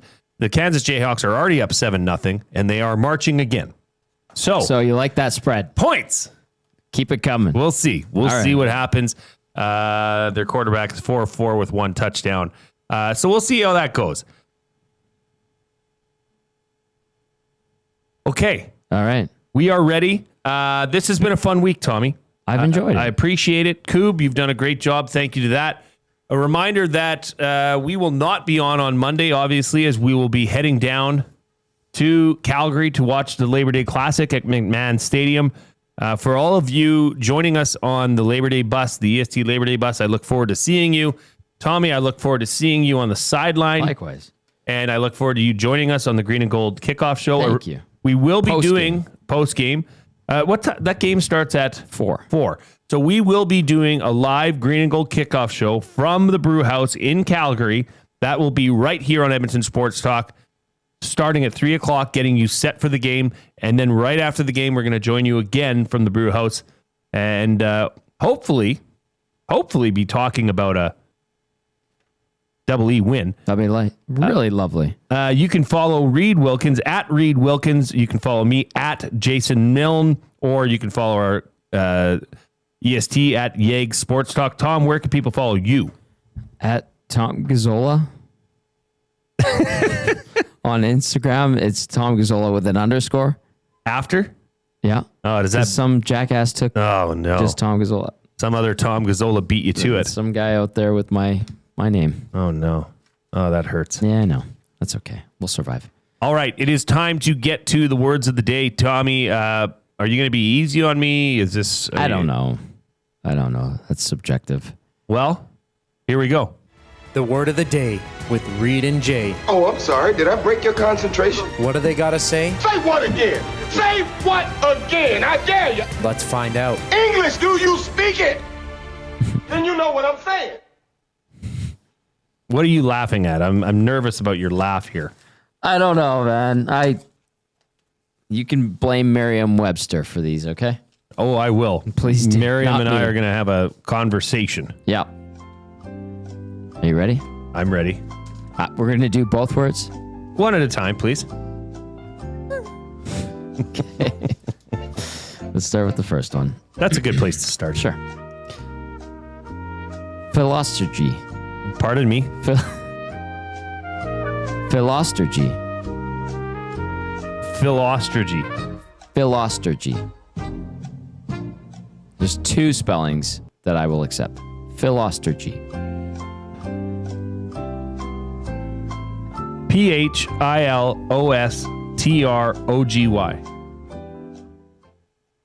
Correct. Whoa, Tom! Just to recap, Philostorgy. Well, I said TR. You know what? Let's give it to Let's give it to me. We're going to give it to you because that's a tricky one. What does it mean? Is it the study, the philosophical study of astrology? Good guess, but incorrect. Oh, no. 1 out of 2 on that one. What is it? It is the love of parents towards their children. Oh. Well, I Philosophy. exhibit much philosophy, yes. philosophy towards my children. You do. Wow. Okay. Not bad. Good 1 for job. 2. 1 out of 2. Okay. Next word. It's a tricky one. Ready? Yeah. I got to say it right. Sialoquent. Sialoquent. Sialoquent? Sialoquent. Hit the music. Sialoquent. Oh, is it an I or a Y? I don't know. Cialoquent. Oh no! S. Oh, it's S. SIAL? You had it. Yeah, it was S instead of C. Sialoquent. Yeah, this one might be a bit tricky. Can you use it in a sentence that's from this century? This century might be a stretch, but sialoquent is yet another word that appears to have originated in the minds of 17th century lexicographers and never seen natural use for good and gross reason. Okay. I'll put it into a sentence. I can't speak to them because they sialoquent so much and I have to wipe off my face. Oh, sialoquent is the form of it is the debris that comes from your mouth in the form of a liquid form when speaking to somebody in close proximity. Correct. Oh, you got Tom! Believe in me. Nice. 2 out of 4, not bad. What's That's the good. actual definition? That spits much in their speech. Oh. Nick in the North says, contact your doctor if sialoquent is right for you. No, that would not fit. That is good. It sounds like a medical something. Folks, this Diabetes. has been fun. A reminder, the VIP golf show goes live Sunday at 8 a.m. with Murray McCourt and Curtis Stock right here on Edmonton Sports Talk. Coob, are you working the 1s and 2s for that? As I do every week, baby. Hey, before we go, how was your range session there last night? Or 2 nights ago? Yeah, it went all right, man. Like, I was hitting them nice and straight, and then as I get past the 50 ball mark, I start falling off. Okay. But he started straight. That's good. Yeah, maybe Like you're a just pitcher. getting a little tired. It's a lot of shots, man. A lot of balls I got to struck. get back to it. Yes. My putting game was pretty good, though. Yeah? Okay. Yeah, and Paramount Flooring actually had a little bit of a putting competition there. Oh, Jill. Women's Okay. only. I couldn't join. Oh, okay. Well, you should have said hi to Jill. She's a great partner of EST, as is the family-run Paramount Flooring. So, Yes. Okay, this has been great. Thank you for joining us. Have no fear. The great Riedrich will be here next Tuesday as we get back into it. We're going to be talking Labor Day. We're going to be talking, all things CFL, all things NFL as the season kicks off next Thursday. And it'll just be great to catch up and see what Reed's been up to for the last 2 weeks. Thanks for putting up with me all week. Tommy, it's a pleasure. Thank you for joining me. As I said, you're the pros pro. Coob, you were great. On behalf of myself, Jay Milne, Tom Gazzola, and the Coob, we'll talk to you later. See you on the Labor Day bus on Monday. Let's go. Have a great night.